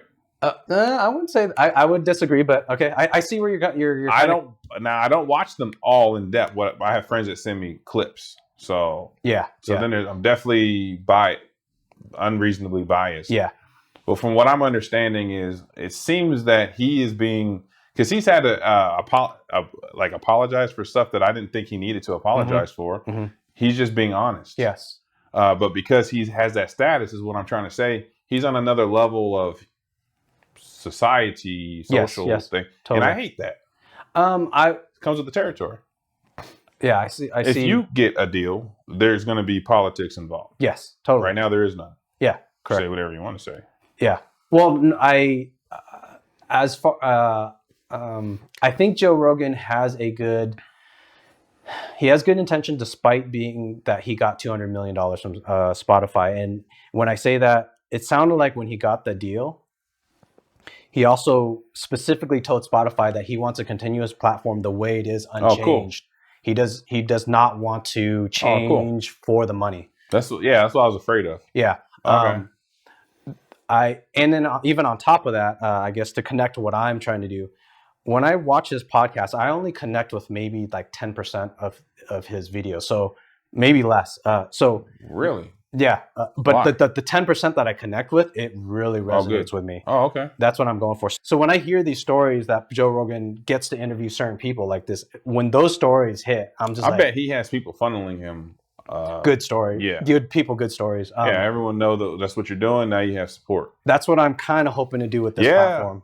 Well, yeah. Well, it's exponential, right? So you say 20 people times their circle of influence. Yeah. And that's exponential. That's why I asked every guest now, tell me at least 2 people that should do this talk. Hopefully you yeah. So like I say, I don't know. I know that the 2 guys I mentioned have incredible stories, which is why they're really close friends of mine. But they're also don't blend well with others. So like it's literally just me and them whenever we're hanging out, or maybe a few select others. But I might even have a third one for you. But yeah, I mean, the people that I tend to click with have really misunderstood, you know, and that always draws me into them because I feel like I'm been misunderstood. And so people like, I feel like I'm more, this is not to be arrogant or whatever, I feel like I'm more socially palatable but misunderstood than others. So like if I'm coming up somewhere and maybe I'm being shown favor or something like that, it isn't so much like me feeling bad for not having social acceptance or having social acceptance and you're not. It's, I know what it's like to be rejected before I hit puberty and all of that. Like my whole middle school years. I mean, everyone experiences different levels of trauma, pain, and all that good stuff. And you could talk about this all day. But the point is I just know it when I meet the person that they are golden, right? They just, not everyone can handle that. And that's usually someone I feel like I'm probably going to get along with long term because they are just unapologetically raw and genuine. That's not very popular always. You gotta, like, what was explaining? I was like drinking the other night and I said something like, you know, I gotta have this mask or like a certain portrayal of myself just to have opportunities when really I just want to be this way. And just being the goofy, silly myself isn't taken serious enough. Like I'm super goofy, you know, like probably annoyingly goofy. But you know, you go into a company and you want them to pay a contract, you better not do that right now.